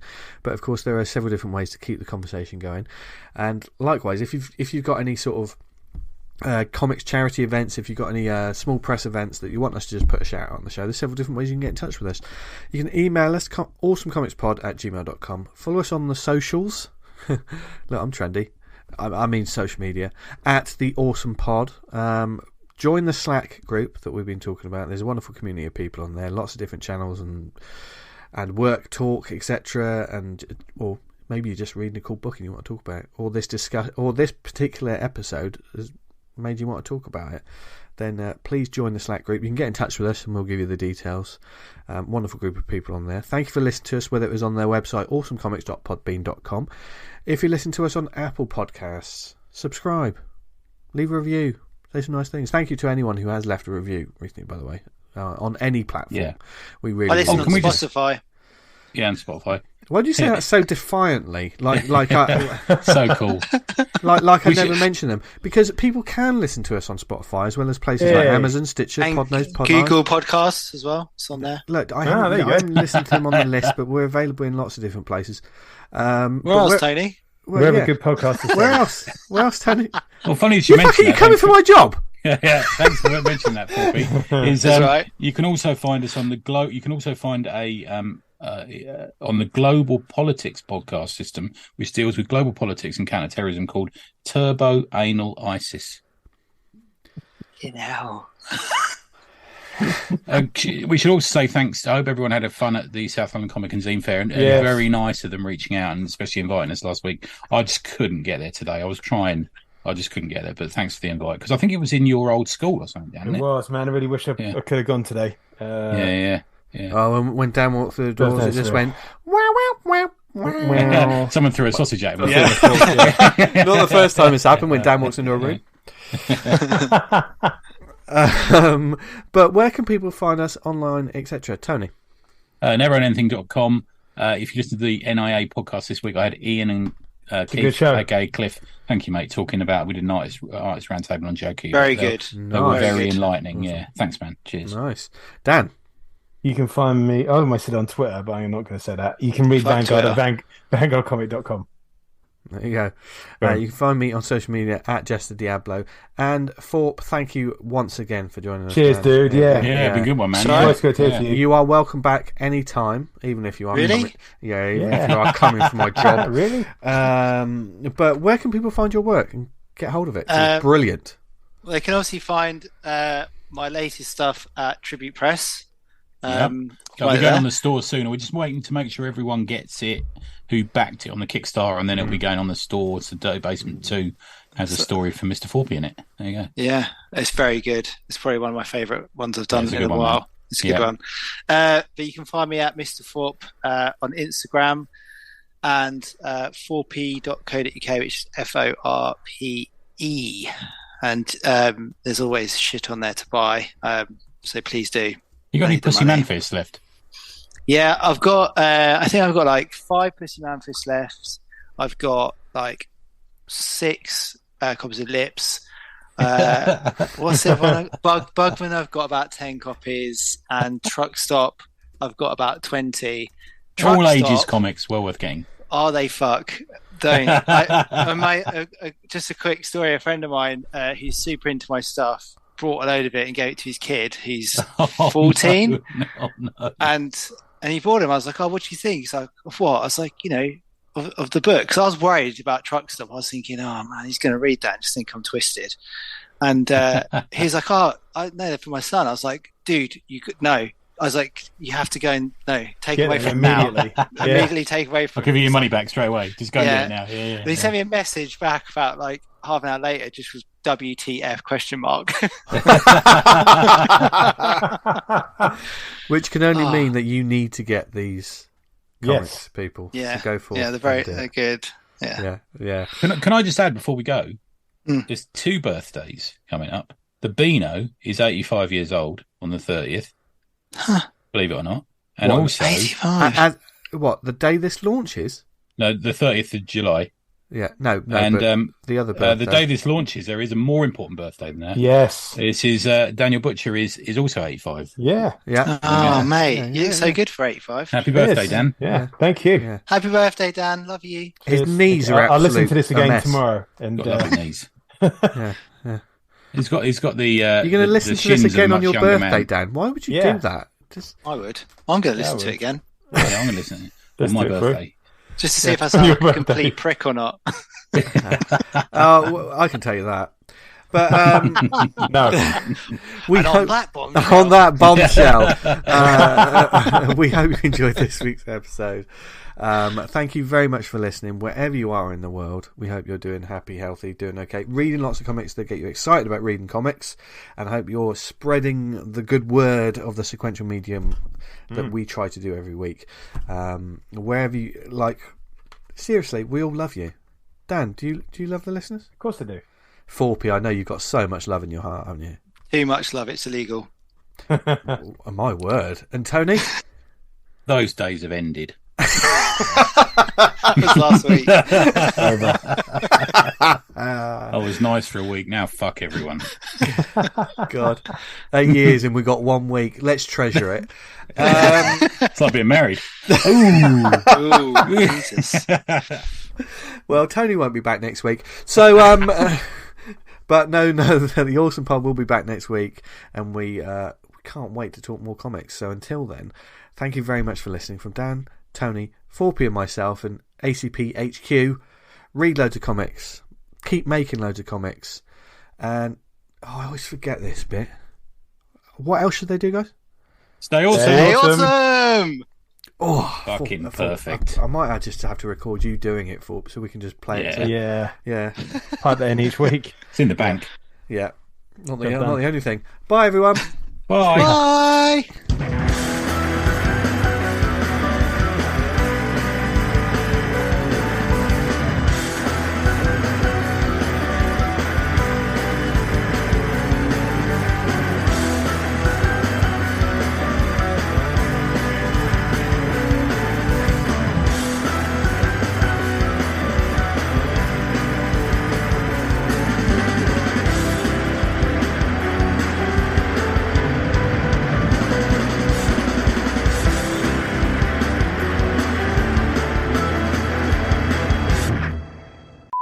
If we were all drugs, what drugs would we be? Each of us. That'd be interesting, wouldn't it?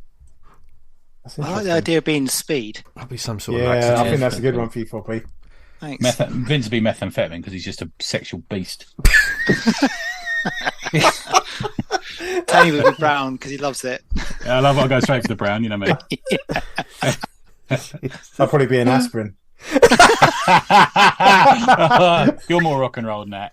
You're strict. You're 90s white powder, my friend. We all know that. Yeah. At the very least, a Beecham's. Yeah.